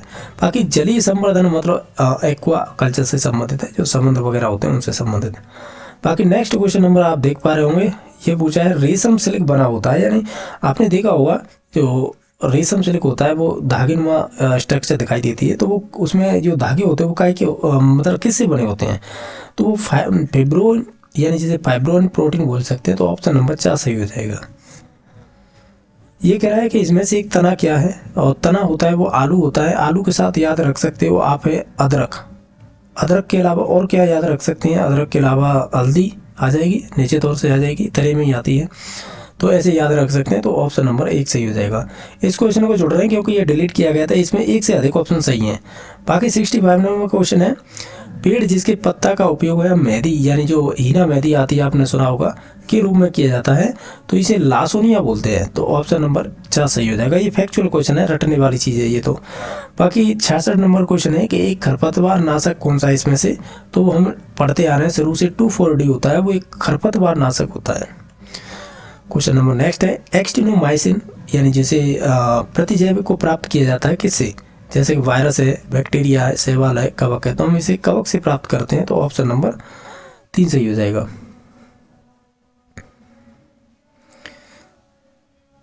क्वेश्चन नंबर नेक्स्ट देख लेते हैं। क्वेश्चन नंबर है कि डीएनए का चाकू कहलाता है, यानी आप ऐसे कह सकते हैं डीएनए के खंडों में काटना होता है, तो डीएनए नाइफ बोलते हैं, या डीएनए का चाकू। तो इसे यानी आपको बताइएगा इन किन ऑप्शनों के आधार पर कहेंगे इसे। तो हम कहेंगे डीएनए, जब आरएनए हम पढ़ते हैं तो उसमें देखते हैं कि प्रतिबंधित एंडोन्यूक्लियेज, रेस्टिकेशन एंडोन्यूक्लियेज बोलते हैं, ये मतलब। क्वेश्चन नंबर नेक्स्ट है कि अनअवशोषित या नॉन एब्जॉर्बेबल सूचित सामग्री कौन सी है, यानी इसमें से ऐसा कौन सा मटेरियल है जो अनावश्यक यानी अनअवशोषित होता है। तो वो नायलॉन हो जाएगा, क्योंकि ये तो एक बहुलक है, ठीक है। तो ऑप्शन नंबर सी सही हो जाएगा। क्वेश्चन नंबर नेक्स्ट है कठोर ऊतकों की निरंतरता का टूट जाना कहलाता है, उसे हम फ्रैक्चर बोलते हैं, ठीक है। तो ऑप्शन नंबर बी सही हो जाएगा। क्वेश्चन नंबर नेक्स्ट है, ये कह रहे हैं निम्न में से कौन सा प्रोटीन का एक अच्छा स्रोत होगा। तो वो आपका प्रोटीन देखो इसमें से राइट आंसर हो जाएगा। जैसे गेहूं की बात करें, इसमें कार्बोहाइड्रेट है, चावलों में भी कार्बोहाइड्रेट प्रचुर मात्रा में होती है, बाकी मक्का में भी ऑलरेडी कार्बोहाइड्रेट होती है। जो आपका चना बचा है ये आपकी प्रोटीन युक्त होता है। तो ऑप्शन नंबर डी सही हो जाएगा। क्वेश्चन नंबर नेक्स्ट है, इसमें पूछा है कि विटामिन B12 का नाम क्या होता है, इसे बोलते हैं साइनोकोबाल एमीन। ऑप्शन नंबर डी सही हो जाएगा। क्वेश्चन नंबर नेक्स्ट है, ये कह रहा है कौन सी विटामिन वसा में घुलनशील होती है। तो वसा में बी और सी को छोड़ दे तो बाकी सभी होती है। तो बी और सी की देखें तो देखो इसमें सी है, इसमें B6 है, इसमें B12, तो ऑप्शन नंबर 1 सही हो जाएगा जो आपकी वसा में घुलनशील होगी।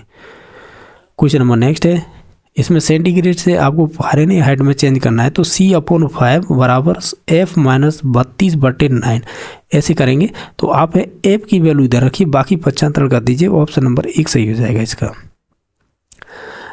क्वेश्चन नंबर नेक्स्ट है, 2n+1 गुणसूत्र अवस्था कहलाती है, इसे ट्राइसोमी बोलते हैं। इसका एग्जाम्पल हो सकता है down syndrome, option number D सही हो जाएगा। क्वेश्चन नंबर नेक्स्ट है, ये कह रहा है कि डीएनए में कौन सा नाइट्रोजनी चारक अनुपस्थित होता है। तो वो कौन सा होता है, यूरेसिल, यानी ऑप्शन नंबर डी सही हो जाएगा। क्वेश्चन नंबर नेक्स्ट है, डीएनए से आरएनए बनाते हैं तो उसे क्या कहते हैं, हम उसे ट्रांसक्रिप्शन बोलते हैं। तो ऑप्शन नंबर इसका ई सही हो जाएगा। क्वेश्चन नंबर नेक्स्ट है कि आनुवंशिकी की भौतिकी में क्रियात्मक इकाई क्या होती है, उसे हम जीन बोलेंगे, ऑप्शन नंबर सी सही हो जाएगा। क्वेश्चन नंबर नेक्स्ट है, एक मादा जनन कोशिका में कितने अंडाणु बनते हैं। तो हम देखें तो चाहे आप महीने के हिसाब से बनते हैं, आप भी जानते होंगे, तो उसमें एक बनता है, ठीक है। तो ऑप्शन नंबर सी सही हो जाएगा। चाहे तो दाएं फैलोपियन ट्यूब की बात करें या बाएं की, बनेगा एक ही, वन साइडेड होता है, यानी एक महीने इधर से एक महीने उधर से, तो इस प्रकार एक ही बनता है, ठीक है। तो ऑप्शन नंबर सी सही हो जाएगा। क्वेश्चन नंबर नेक्स्ट है, आनुवंशिकी का जनक किसे कहते हैं। तो वो ग्रेग जॉन मेंडल हो जाएगा, ऑप्शन नंबर 1 सही हो जाएगा। बाकी क्वेश्चन नंबर ये था कि नर जनन तंत्र में शुक्राणु कहाँ पर बनते हैं। तो वो आपकी टेस्टिस में बनते हैं, यानी वृषण में, ऑप्शन नंबर 1 सही हो जाएगा। कौन सा भाग अंडवाहिनी का नहीं है इसमें से। तो देखो एम्पुला होती है, इस्तमस भी होता है, इन्फेंडिबुलम भी होता है, लेकिन सर्विक्स नहीं होता है, ऑप्शन नंबर इसका डी सही हो जाएगा। क्वेश्चन नंबर नेक्स्ट है, बीज में उपस्थित शर्करा होती है तो वो फ्रक्टोज होती है। तो ऑप्शन नंबर ए सही हो जाएगा।